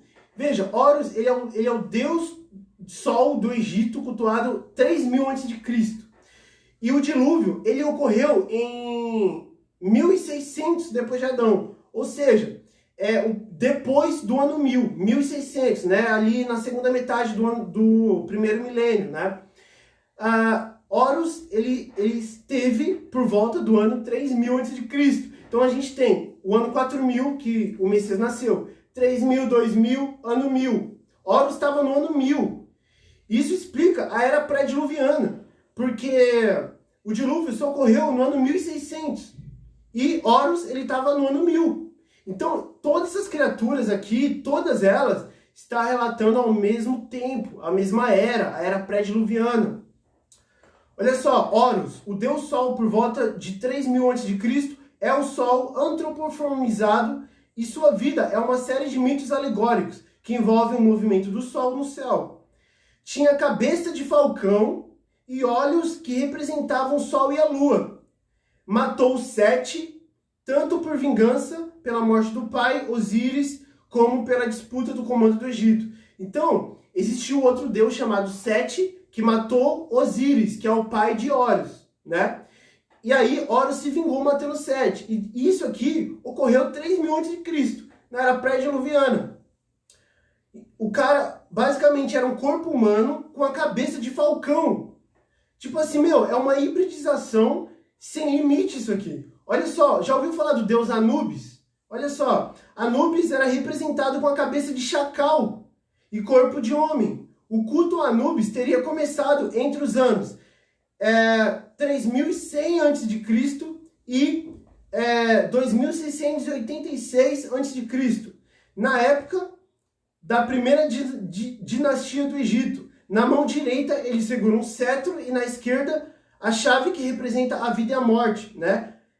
Além disso, Anubis tem como símbolo o chicote que ele carrega junto ao seu corpo. Então, olha só, a gente tem Horus com cabeça de gavião, né? Cabeça de águia.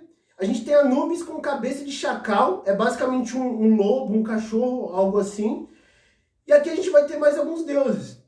O deus Hathor é uma deusa, né? Hathor é a deusa vaca em uma das mais antigas e queridas divindades do Egito. Ela aparece na paleta do faraó Narmer aproximadamente 3200 a 3100 a.C., que unificou o Baixo e o Alto Egito. Cara, a mulher tinha uma cabeça de vaca. Peraí que tá travando. Tá. A mulher basicamente tinha uma cabeça de vaca. Outra hibridização. Agora, o deus Ra. O Ra é basicamente confundido com Horus em algumas culturas. O deus Ra é representado como um homem com a cabeça de um falcão e um disco solar no topo e uma serpente enrolada ao redor do disco. De novo, hibridização, cabeça de falcão. E aí tem o deus Sete, né, que o Horus tinha matado, que é um deus egípcio do caos, da seca, da guerra, o senhor da terra vermelha, que é o deserto, onde era o equilíbrio para o papel de Horus, como o senhor da terra negra, que é o solo. Os egípcios geralmente descrevem Sete como um homem com a cabeça de um animal fantástico, que eles chamavam de animal Sete. Tinha um focinho pontudo, orelhas altas e retangulares e um corpo canino fino com uma longa cauda bifurcada. Com o corpo dele o corpo dele tinha tufos de pelos na forma de setas invertidas. Basicamente, era uma pessoa com uma cara de cachorro, né, com focinho pontudo. Isso aqui é outra hibridização deste mesmo tempo, sempre na era pré-diluviana. E Bastet, na mitologia egípcia, foi uma deusa felina, uma deusa com a cabeça de gato. Uma mulher magra com cabeça de gato, ela foi cultuada desde 2890 a.C., mesma época. E temos a deusa Wadjet, né? W-A-D-J-E-T, Wadjet, que creio que seja Waget, né? Como deusa padroeira, ela é associada à terra e representada como uma mulher com cabeça de cobra, ou uma cobra, geralmente uma cobra egípcia, uma cobra venenosa comum na região. Às vezes ela era representada como uma mulher com duas cabeças de cobra, ou outras vezes uma cobra com a cabeça de mulher. Começando na era pré-dinástica, antes de 3000 a.C., né? Tipo assim, antes de 3000 a.C., era pré-diluviano de novo. O deus na mitologia egípcia é Sekhmet, é a deusa da vingança, da guerra e da medicina do Antigo Egito. O centro de seu culto era na cidade de Mênfis, no Egito. A deusa egípcia era representada com a cabeça de leoa e tem o calor do sol como seu principal poder. Cabeça de leoa. Osíris, um deus da mitologia egípcia, conhecido como deus dos mortos, além de ser a divindade da vegetação, do julgamento e do além. Sua representação mais comum correspondia a de um homem mumificado, com uma barba postiça, com braços que emergem do corpo cruzados sobre o peito. Ele segura o cajado Hecat e o açoite Nekaka. E sua pele verde. Tipo assim, o cara era verde. Isso aqui é uma abominação criada pelos anjos vigias. Olha esse deus. Canum ou Kenubis, né? O deus da criatividade. Controlador das águas do rio Nilo, era representado como um homem com a cabeça de carneiro, por vezes tendo uma jarra ou coroa dupla sobre os cornos. E seu nome significa o modelador. Cabeça de carneiro, cara.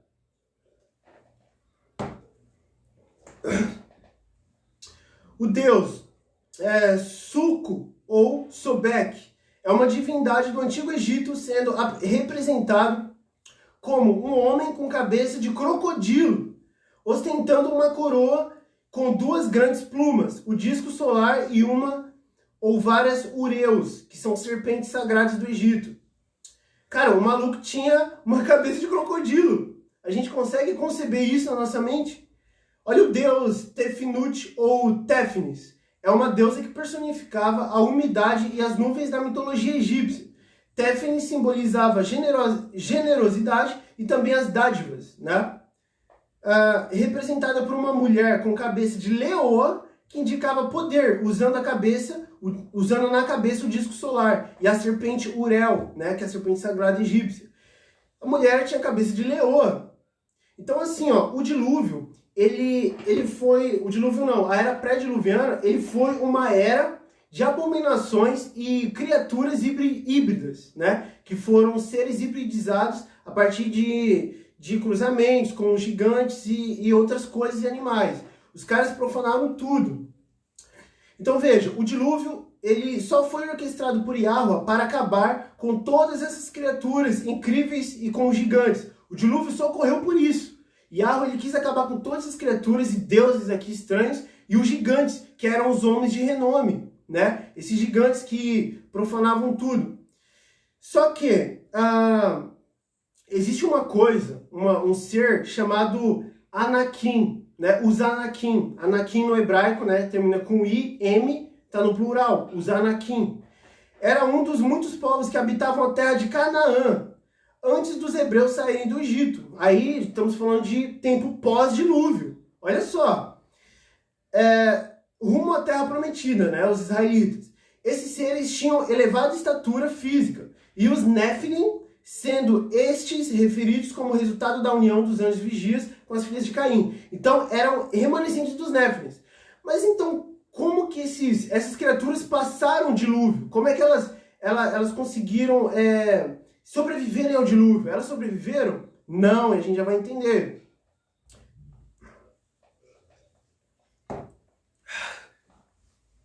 O gigante Golias, sabe Golias?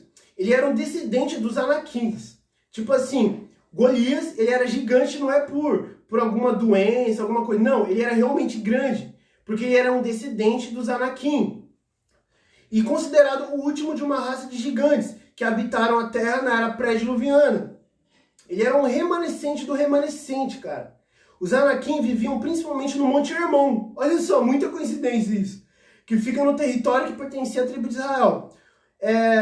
Como é que eles sobreviviam? Como é que eles sobreviveram? Como é que eles passaram o dilúvio? Eles transpassaram. Como é que eles fizeram isso? Basicamente, na era pré-diluviana, foram criados seres, tá? Que receberam a tecnologia angelical, as carruagens tecnológicas, e esses seres se chamam Anunnaki, ou alienígenas que a gente conhece, ou Greys, né? Os Greys. Esses caras, eles detinham alta tecnologia. E durante o dilúvio, eles saíram da Terra e ficavam sobrevoando a Terra. Porque o dilúvio não foi só uma enchente mundial de águas. Foi uma enchente de águas com plasma. Eram águas ferventes.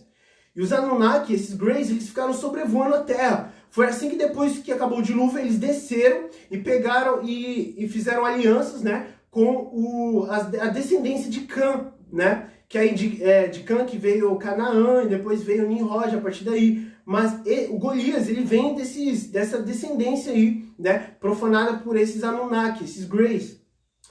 Os Anunnaki, eles são filhos de Anu, o deus sumério do céu. E sua consorte, a deusa da terra, Ki. O significado pode ser entendido como descendência da realeza, ou prole do príncipe, que são um grupo de divindades sumérias, acádias e babilônias. Putz, lembra dos homens de renome? Lá do Gênesis 6 aí, ó, descendência da realeza. Sabe aquele argumento que fala que os filhos de Deus, porque assim, tem três argumentos. Tem o argumento que os filhos de Deus do Gênesis são os anjos, tem o argumento que são os filhos de Sete, e tem um argumento que são reis e poderosos da época. Na verdade, tudo isso estão conectados. Porque esses Anunnaki, eles são descendentes da realeza. Porque a realeza eram os homens de renome. Eles viraram reis, os gigantes, na era pré-diluviana. E deles descende esses caras aqui. Os Anunnaki são uma raça de seres que as pessoas conhecem hoje como alienígenas, tá? Só que eles não são extraterrestres, né? De fora da Terra. Extraterrestres. Eles são intraterrestres. Eles estão dentro da Terra, porque a Terra é plana e tem um domo confinando ela. Aqui, ó, Terra plana com um domo. E nada sai e nada entra, né? Os Anunnaki são uma raça de seres conhecidos como alienígenas. Eles tinham escravos na era pré-diluviana, tá? E estes foram forçados a saírem da superfície da Terra por conta do dilúvio, por conta das águas com plasma, águas ferventes. E estes foram forçados a sair da superfície da Terra por conta do dilúvio, o que também destruiu as bases deles aqui na Terra, destruiu a maioria das bases, mas algumas delas ficaram. Também, tipo assim, esses Greys, eles detinham alta tecnologia, eles detinham o éter, eles detinham o controle do éter, né? Eles detinham o eletromagnetismo, eles sabiam de tudo isso porque é um conhecimento de anjos, né? Eles tinham as carruagens tecnológicas dos anjos. E eu também, olha só, é especulação, mas as pirâmides do Egito foram criadas por esses caras, os Anunnaki, tá? Eles construíram as pirâmides e todas as outras estruturas monumentais de todo o mundo, que os teóricos dos antigos astronautas, sabe, os antigos astronautas e tal, consideram tão impossíveis de construir sem tecnologia altamente avançadas. Então, sabe aquelas estruturas gigantes, tem uma escadaria gigante assim, aquelas estruturas maias, as pirâmides, tudo isso não foram criados pelos gigantes, burros lá, aqueles que ficaram brigando entre si, foram criados por esses caras aqui que detinham alta tecnologia. Eles usavam aquela tecnologia ultrassonora para levitar pedras tipo assim, de, sei lá, dezenas de toneladas, tá? E eles criavam estruturas para quem? Para os gigantes. Mas não foram os gigantes que construíram, foram esses caras, tá? Esses Anunnakis, eles ficaram sobrevoando, né, a Terra durante o dilúvio, e após ficarem sobrevoando nas carruagens tecnológicas, que chamamos de naves, ou UFOs, ou OVNIs, eles desceram para a Terra após o dilúvio, e começaram a modificar o DNA do ser humano, fazendo híbridos humanos alienígenas, né, com a descendência de Cã. Alguns dos quais ainda hoje estão vivos, tá? Que são os caras da sombra, sabe? As sociedades secretas controlam o mundo. Na verdade, não. Na verdade, alguém controla as sociedades secretas. E essas poucas pessoas controlam as sociedades secretas, alguém controla elas. Então, esses descendentes dos Anunnakis, essas pessoas que muitos chamam de reptilianos, eles controlam as pessoas que controlam outras pessoas que controlam as sociedades secretas, tá? Que são aí a maçonaria e tudo mais, os Bilderbergs e tal, né? Não é tão simples assim, existe uma hierarquia grande, relativamente grande, e esses caras estão no topo da hierarquia, tá? Vamos lá.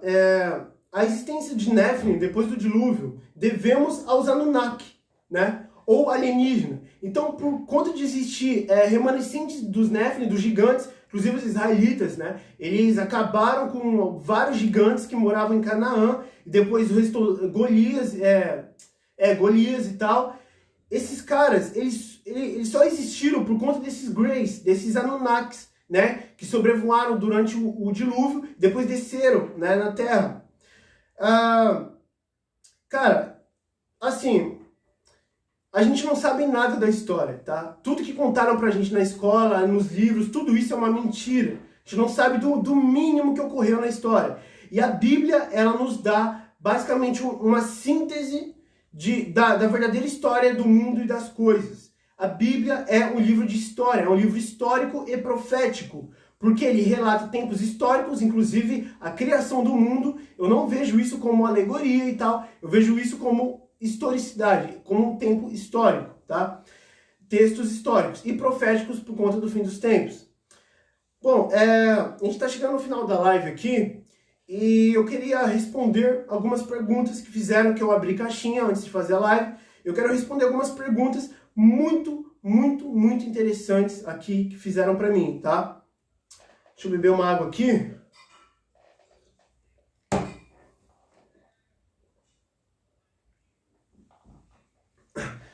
Sim, a Terra é plana. A Terra não é um globo. O globo, o sistema heliocêntrico, o sistema solar, galáxias e tudo mais, tudo isso é cientificamente impossível de ser concebido, tá?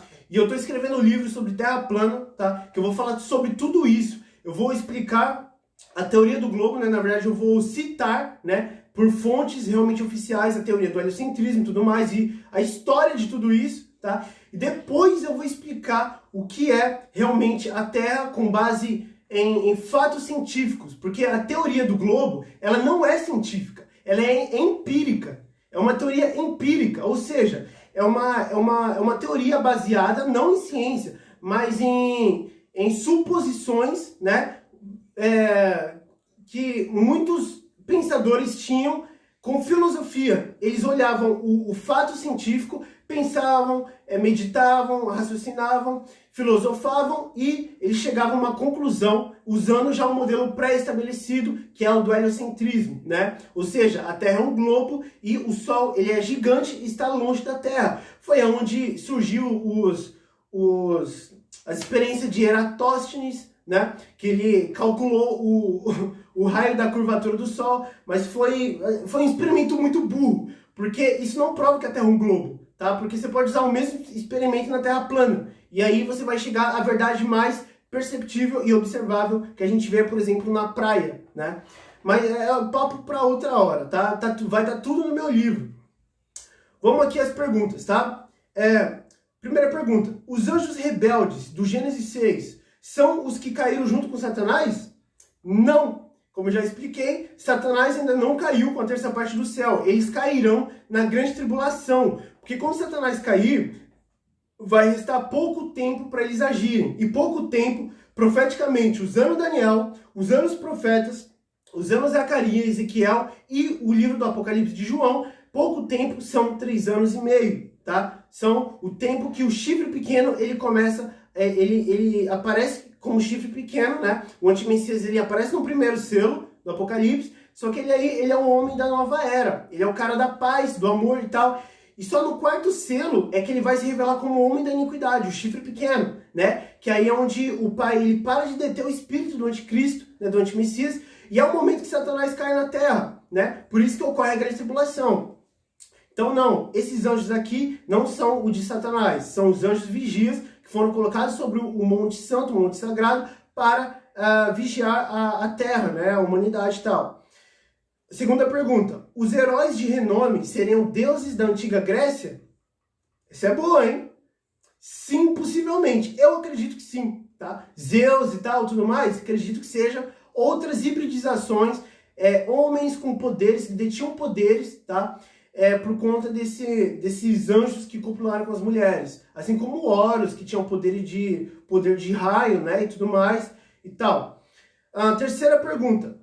Quem são os demônios aprisionados e os que estão na terra? Essa aí é muito boa. Dá continuidade aos Néfilim, aos gigantes que morreram no dilúvio. Os gigantes do dilúvio, eles foram criados na terra. Logo, o espírito deles ficou na terra. Porque assim, o ser humano, quando ele morre, o espírito dele volta para o Criador e a alma vai para o Sheol, para a habitação dos mortos, né? Traduzido aí no cristianismo como inferno. Mas não é o lago de fogo. Mas os espíritos dos Néfilim, eles ficam na terra, no mundo espiritual. E não é à toa que, se você perceber, Noé, ele recebeu a instrução do pai para comer carnes depois que ele saiu da arca, por conta da batalha espiritual desses demônios, dos espíritos dos Néfilim. Então os demônios do mundo espiritual, eles não são os anjos caídos ou anjos satanás invisível. Não é assim. Os caras são físicos, anjo é físico. Esses caras aqui, os demônios do mundo espiritual, são os espíritos dos Néfilim, os espíritos que muitas pessoas cultuam e adoram na Umbanda, no espiritismo, Allan Kardec, o espiritismo original, todas essas religiões de culto aos espíritos e tudo mais, tudo isso é culto a esses caras aqui, os espíritos dos Néfilim que morreram no dilúvio, né? Sim, os anjos vigias, eles foram aprisionados, eles estão presos, tá? E os que estão na terra não são, no mundo espiritual, não são anjos, são a cria dos anjos, são gigantes, tá? São os espíritos deles. Os espíritos imundos, do hebraico Shedim, são esses caras, são os espíritos desses caras, tá? Vamos à próxima pergunta. Os anjos de Gênesis 6 eram vigilantes, anjos caídos ou demônios? Vamos lá. Os anjos do Gênesis 6 eram os vigilantes, eram os vigias, os sentinelas, que são os anjos caídos. Mas os demônios do mundo espiritual não são os anjos, mas sim, como eu acabei de explicar, os espíritos dos Néfilim, esses filhos dos anjos com as mulheres, tá? Os gigantes. Próxima pergunta. Agora tem 3 perguntas que fizeram que estão conectadas, tá? E a gente vai explicar aqui. Vou falar as 3 perguntas primeiro, depois a resposta. Como que os Néfilim se mantiveram na terra depois do dilúvio? Acabei de explicar. O dilúvio acabou com todos os Néfilim. Por que há relatos de gigantes após o dilúvio? Alguém mais escapou do dilúvio? Como existem gigantes após o dilúvio? Como eu expliquei, os Greys, os Anunnakis, eles corromperam de novo o DNA do ser humano, mas menos do que anteriormente na era pré-diluviana, né? Porque na era pré-diluviana tivemos os anjos ali corrompendo, era muito, 200 anjos. Mas depois tivemos só os Anunnaki. E por isso que eles corromperam sim, mas nem tanto. Não foi uma grande quantidade como na era pré-diluviana, tá? Qual era a altura dos Néfilim? 3.000 côvados, tá? No mínimo 3.000 côvados, que dá 1.350 metros de altura, que é 1,350 km, tá? De altura. Os caras eram mais altos que um prédio, tá? Um prédio de hoje em dia, muito mais alto. Adão e Eva eram pessoas... Não, Adão e Eva eram muitas pessoas ou literalmente um só homem e uma só mulher? um só homem e uma só mulher. Não eram muitas pessoas, tá? Realmente era um casal. O nascimento dos Nephilim foi um processo natural, que é o ato sexual e sêmen. Sim, foi. Anjo faz sexo, anjo come carne, anjo bebe, anjo faz tudo que o ser humano faz, tá? Mas eles também voam, porque tem asas, eles têm as carruagens tecnológicas, eles são imortais e tal. Então, sim, o processo foi natural, foi copulação, foi sexual. Se Satanás está no segundo céu, que é Satanás, ele não caiu na terra, mas ele estava no paraíso guardando o Éden, né? A gente tem um relato de Ezequiel e tal. Ele guardava o Éden no paraíso, que é o terceiro céu, e ele foi repudiado porque se achou iniquidade nele. Então ele decaiu para o segundo céu. E aí tem o primeiro céu, que é o nosso domo, e o segundo céu, que é o céu das estrelas, e onde estão os anjos e Satanás. E o terceiro céu, que é o paraíso, o santo dos santos. Se ele ainda não foi julgado na terra, Satanás, como que ele ficava tentando Adão, né, no primeiro livro de Adão e Eva? A resposta é o mesmo caso de Jó. Como é que Satanás, como ele tentou Jó, né, se ele não foi jogado na terra? A resposta está nos versículos. Olha só. Jó, capítulo 2, versículo do 1 ao 3. E vindo outro dia em que os filhos de Elohim, os filhos de Deus de novo aqui, está falando aqui, filhos de Deus, vieram apresentar-se perante Yahweh, os anjos. Veio também Satanás entre eles, apresentar-se perante Yahweh. Então, quando os anjos foram adorar o Pai e se apresentar no terceiro céu, Satanás foi também para o terceiro céu, né, para se apresentar diante de Yahweh. Então Yahweh disse a Satanás, de onde vens? E respondeu a Satanás a Yahweh, e disse, de rodear a terra e passear por ela. Então Satanás está no segundo céu, mas ele pode descer para a terra se ele quiser. Ele estava dando uma volta na terra nessa época aqui, claro, com a permissão e o decreto do Criador, né? Por que decreto? Para acontecer o que aconteceu aqui em Jó. O Criador, ele desafiou Satanás aqui, né? Olha aqui. Disse a Satanás, observaste o meu servo Jó? Porque ninguém há na terra semelhante a ele, homem íntegro e reto, temente a Elohim, e que se desvia do mal, e que ainda retém a sua sinceridade, havendo-me tu incitado contra ele, para o consumir sem causa. E aqui o pai vai desafiar Satanás a tirar tudo de Jó, né?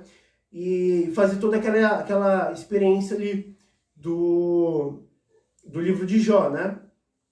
Então olha só, outra pergunta. Faraós também eram descendentes dos anjos rebeldes com as mulheres? Bom, eu creio que eram apenas homens, tá? Os faraós eram apenas homens que mantinham a antiga ordem dos anjos vigias. Então, existe algo chamado maçonaria pré-diluviana. É uma antiga ordem dada pelos anjos vigias, tá? E aí foi perpetuada, ele foi escrito em tábuas de pedra e Cã, depois do dilúvio, restaurou toda essa ordem, né? Da maçonaria pré-diluviana, e aí mantiveram essa ordem, e vieram os faraós e tudo mais, né? Então, eu acredito que eram apenas homens, os faraós, mas que mantinham a antiga ordem dos anjos vigias. Próxima pergunta. Quando diz que os filhos de Yahweh escolheram as filhas dos homens, o que isso quer dizer? Bom, quer dizer que os anjos escolheram cada mulher para si e copularam com elas, tá? O Criador viu a maldade dos homens, mas o Criador não predeterminou que assim fosse? Sim, claro. Lá na época de Gênesis 6. Sim. Assim como tudo que já existiu, existe e virá a existir. Tudo predeterminado, tudo predestinado pelo Criador. Inclusive, os Greys e os Anunnakis transcenderem o dilúvio.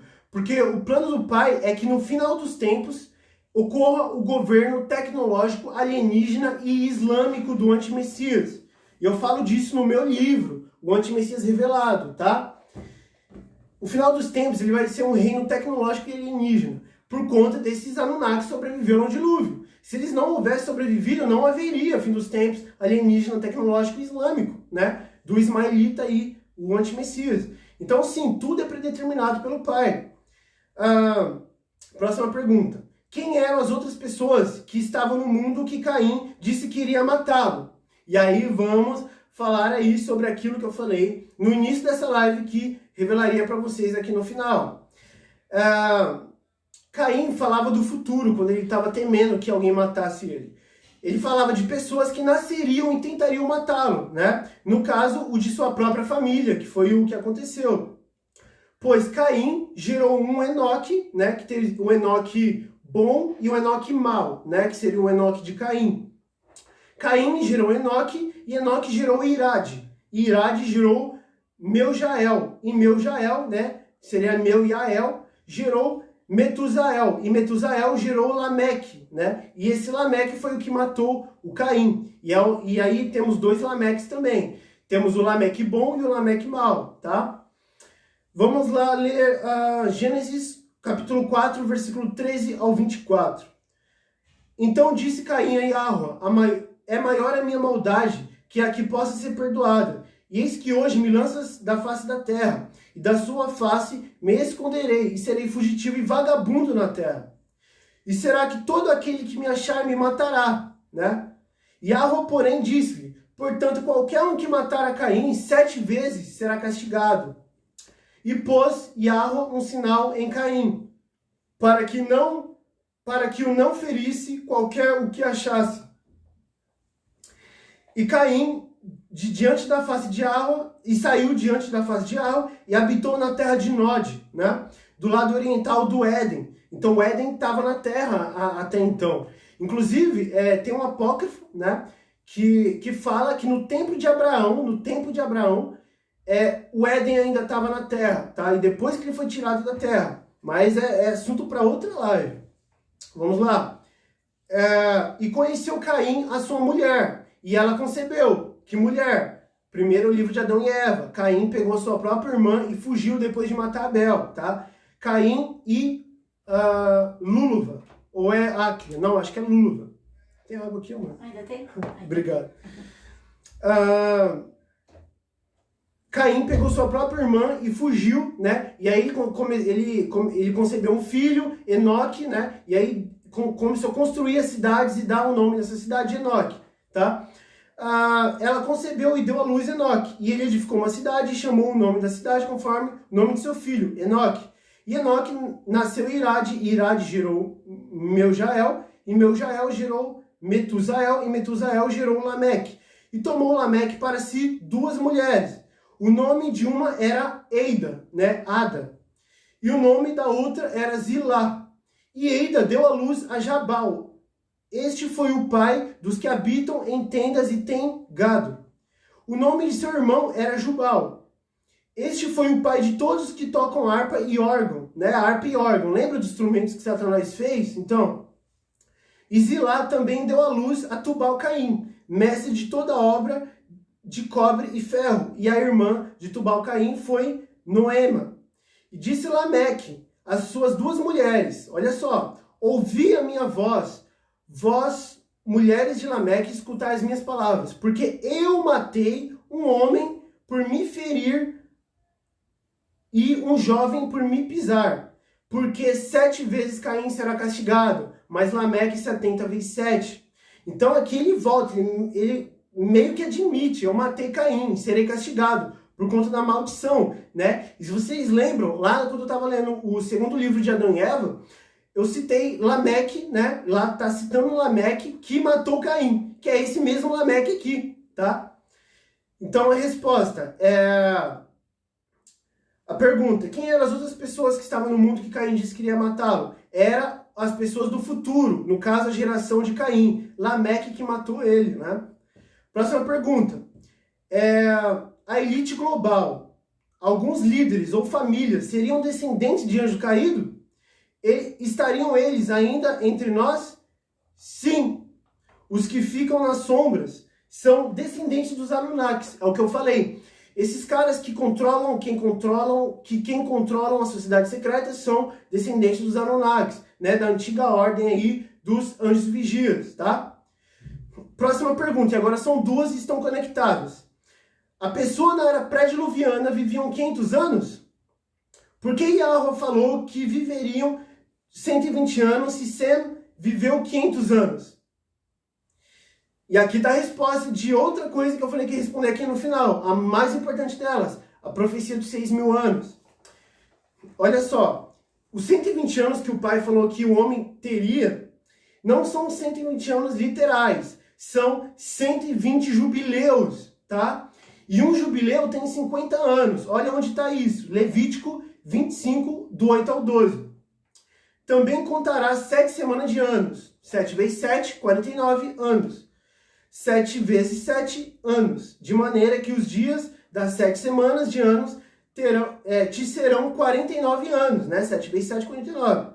Então, no mês 7º, aos 10 do mês, farás passar a trombeta do jubileu. No dia da expiação fareis passar a trombeta por toda a vossa terra. Então seria o dia 10, né, do 7º mês, que seria o dia da expiação, né? E aí faria passar a trombeta do jubileu. E sacrificareis o ano 50º, olha só, 50º, e apregoareis liberdade na terra de todos os moradores. O ano de jubileu vos será, e tornareis cada um a sua possessão, e cada um a sua família. Ou seja, o ano do jubileu, ele ocorria a cada 50 anos, né? E essa festividade era um ano inteiro de jubileu, que era a libertação dos escravos, para ir para suas famílias e tal, só se os escravos quisessem ser libertos, né? Porque tem escravo que queria ser escravo, assim eles podiam se alimentar e tal, ter aonde morar, né? Então, tá aqui, ó, o ano 50º vos será jubileu. Não semeareis nem colhereis o que nele nascer de si mesmo, nem nele vindimareis as uvas das separações, porque jubileu santo será para vós. A novidade do campo comereis, né? Então a gente tem aqui que o jubileu é 50, tá? Jubileu é 50. A cada 50 anos temos jubileu.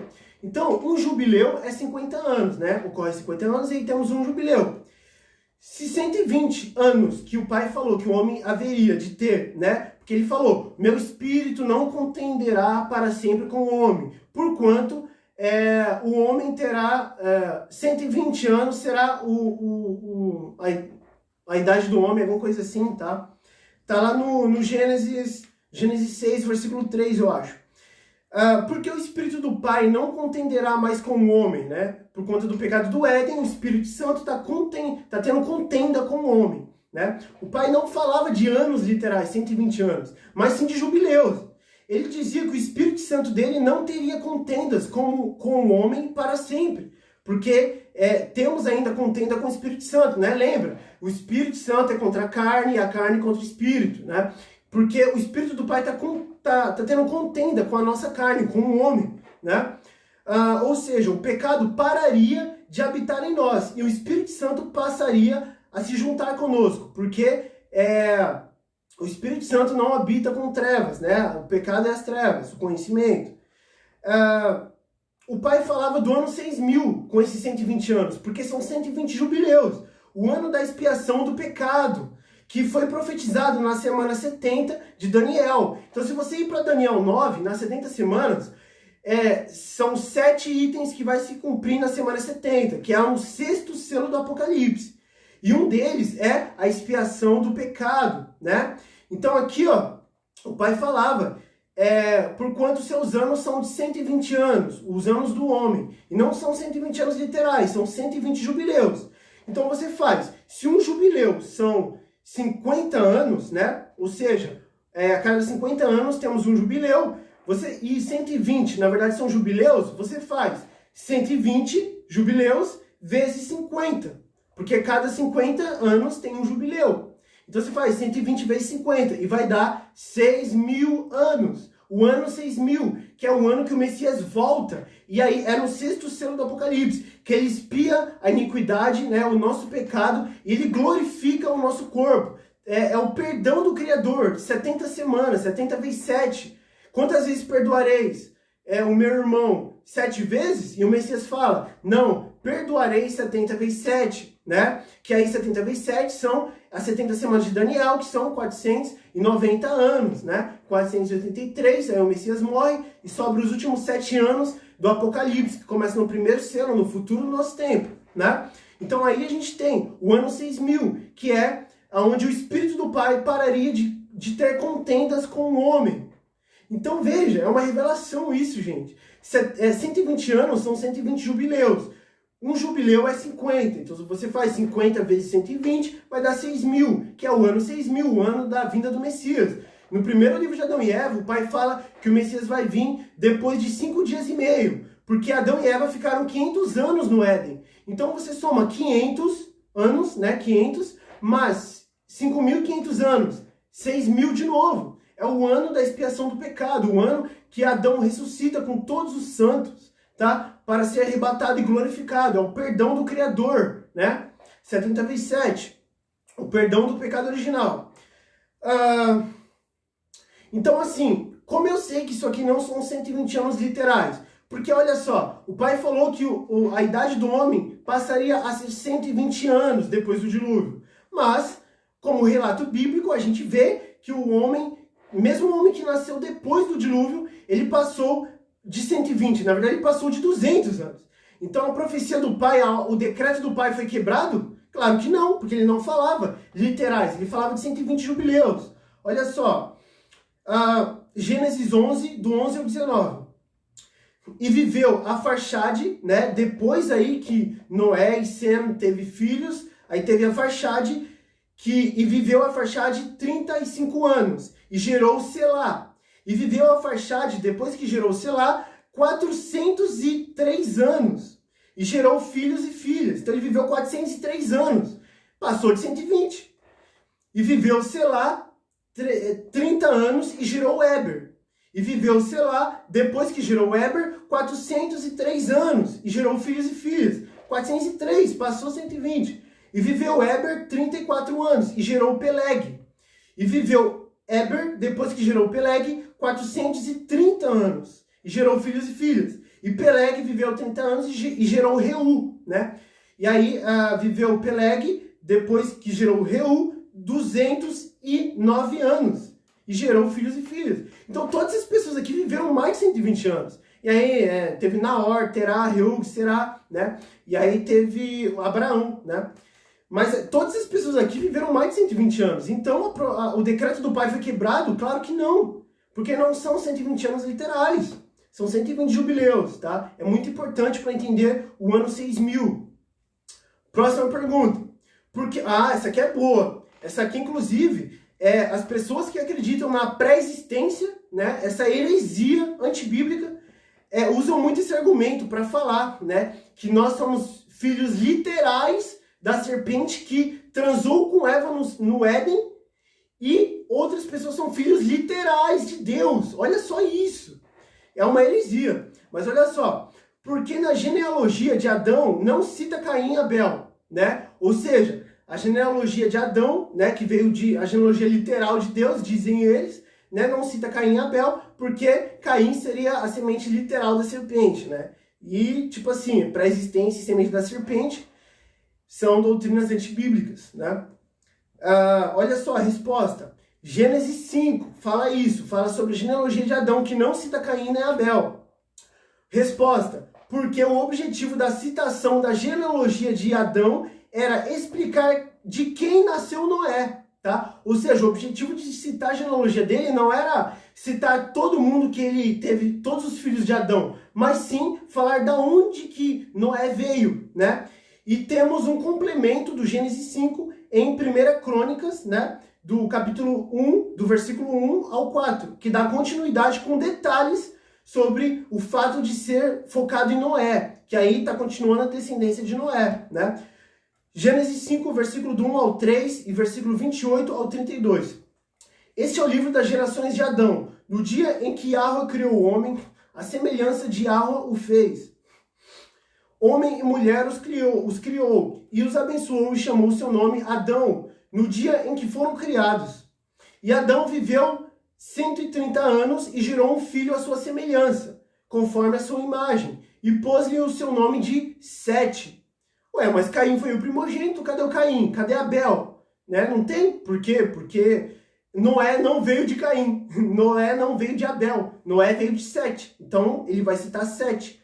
E viveu Lameque 182 anos e gerou um filho, a quem chamou de Noé, dizendo: este nos consolará acerca das nossas obras e do trabalho de nossas mãos, por causa da terra que Yahweh amaldiçoou. O pai falou: maldita seja a terra por conta de ti, Adão, porquanto nascerá espinhos e abrolhos, e maldita seja a terra, né? Até o fim dos dias, para sempre.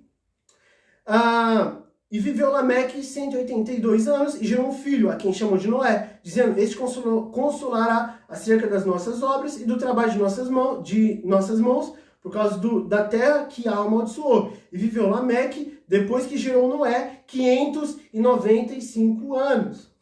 E gerou filhos e filhas. Foram todos os dias de Lameque 777 anos, e morreu. E era Noé de idade de 500 anos, quando Noé gerou Sem, Cã e Jafé, tá? E aí, olha só, isso aqui é o Gênesis 5. E aí a gente vai para 1 Crônicas, que vai dar um complemento disso. Por que era focado em Noé? Olha só, 1 Crônicas, capítulo 1, do versículo do 1 ao 6. Adão, Sete e Enos, Cainã, Maalaleel, e Jéred, Enoque, Matusalém, Lameque, Noé, Sem, Cã e Jafé. Resumiu o Gênesis 5. E aqui ele vai dar continuidade.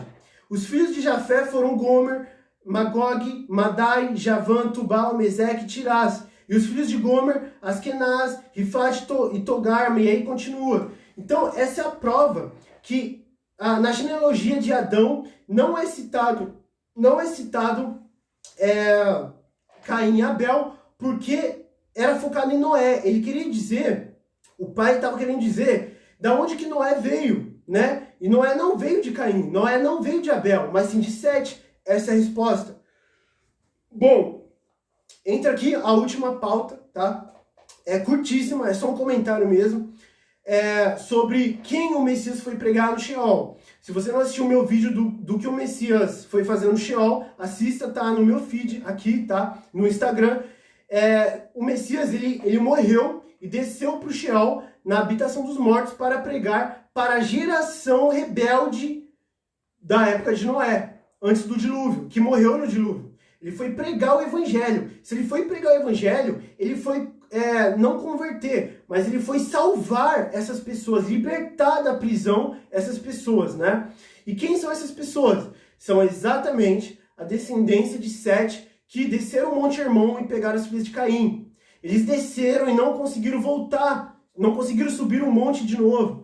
Portanto, eles ficaram com a filha de Caim, com os filhos de Caim, né? E eles morreram no dilúvio, né? Essa foi a geração rebelde, que depois que desceram, se arrependeram e tentaram subir e não conseguiram, né? Porque assim foi decretado. Então, essa geração rebelde foi que o Messias foi pregar no Sheol, a geração de Noé. Porque se não houvesse os filhos de Sete descido o Monte Hermon, o Messias teria ido pregar para quem? Para os filhos de Caim? Claro que não. Então, seria uma heresia tremenda, né? Os vasos de ira, né, que não são eleitos, serem salvos pelo Messias, pela pregação do Evangelho por ele? Claro que não. Por isso que os filhos de Sete, eles teriam de descer o Monte Hermon. O Pai decretou que assim fosse, né? Para que ocorresse isso, o Messias descesse às partes mais baixas da terra para libertar os espíritos em prisão, que são os espíritos, né, a alma dos filhos de Sete, que desceram, foram rebeldes, desceram o Monte Hermon. Essa é a resposta, tá? Então, resumindo essa live de hoje, os filhos de Deus, os filhos de Elohim, do Gênesis 6, são anjos ou são os filhos de Sete? São os dois, mas o que é relatado em Gênesis 6 são os filhos de Sete, mas ocorreu antes, que não é relatado lá no Gênesis 6, os anjos coabitando com as mulheres de Caim.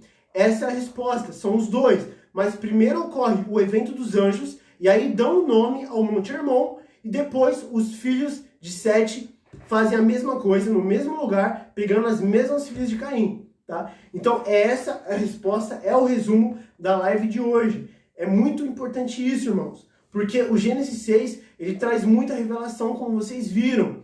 O ano 6000, os 120 jubileus, os anjos que foram aprisionados, desceram o Monte Hermon, foram aprisionados para que nós julgássemos eles lá no julgamento do trono branco, junto com todos os ímpios. É eles que nós vamos julgar. Se você ainda não assistiu o vídeo da descida do Messias ao Sheol, assista, irmãos. Então, essa é a live de hoje, tá? Foi um pouco longa aqui, mas eu acho muito importante e eu estou muito feliz por conseguir fazer essa live aqui com vocês, tá? Porque, como eu disse no início, o assunto Gênesis 6 é um assunto, é um mal entendido enorme. Porque uns falam que foram anjos, outros falam que foram os filhos de Sete. Mas os dois estão certos. Só precisa organizar a cronologia de eventos. Como é que a gente vai fazer isso? Com a Bíblia e com os apócrifos da Bíblia. Aqui fala muita coisa interessante, tá? Muita coisa, e principalmente o livro de Enoque, tá? Então, essa é a live de hoje. Espero que vocês tenham entendido isso e visto quantas revelações tem esse assunto. E eu só falei resumidamente aqui, tá? Tem muita coisa para falar sobre isso, tá? Eu quero agradecer vocês que ficaram até aqui me assistindo. Eu já tô rouco aqui de falar e não saíram, né? Embora meu microfone desse problema. Quero agradecer aqui vocês. Obrigado pelo carinho, irmãos. E se o Pai, ele permitir, eu vou continuar aqui fazendo todo esse trabalho que eu faço para vocês, tá? O trabalho gratuito, o trabalho pago dos livros, o nosso site, eu já estou reconstruindo ele e logo mais nos próximos dias ele voltará ao ar, tá bom? Bem bonito, tudo organizado, tá? Mas os posts vão estar diferentes, porque eu perdi as imagens dos posts, tá? Mas eu vou colocar lá, vou fazer isso tudo de novo, vou pôr lá para vocês, tá bom, irmãos? Então é isso aí, fiquem com o Iá, tá? E que o Pai possa abençoar vocês grandemente. E eu quero que vocês se inscrevam lá no meu canal do YouTube, tá? Porque os vídeos daqui, as lives e tudo mais vão estar postados lá. Eu faço aqui e depois posto lá, tá? E vão lá no perfil da Suelen também, sigam ela. É @Suelen com 2 L's e N_Lei, tá? Seguem ela lá. E que ela é minha esposa, a gente faz isso tudo juntos. Embora nós discordamos em alguns assuntos, né? Radicalmente assim, basicamente. Temos muita discórdia em poucos assuntos, mas temos. Mas a maioria dos assuntos aí a gente faz junto, a gente estuda junto, tá? E a gente tá aí fazendo o nosso conteúdo aí meio diferenciado. Ela tem o jeito dela, eu tenho o meu. Mas é isso aí, irmãos. Fiquem com o Pai, tá? Muito obrigado e abraço para todos vocês. Vamos ver aqui.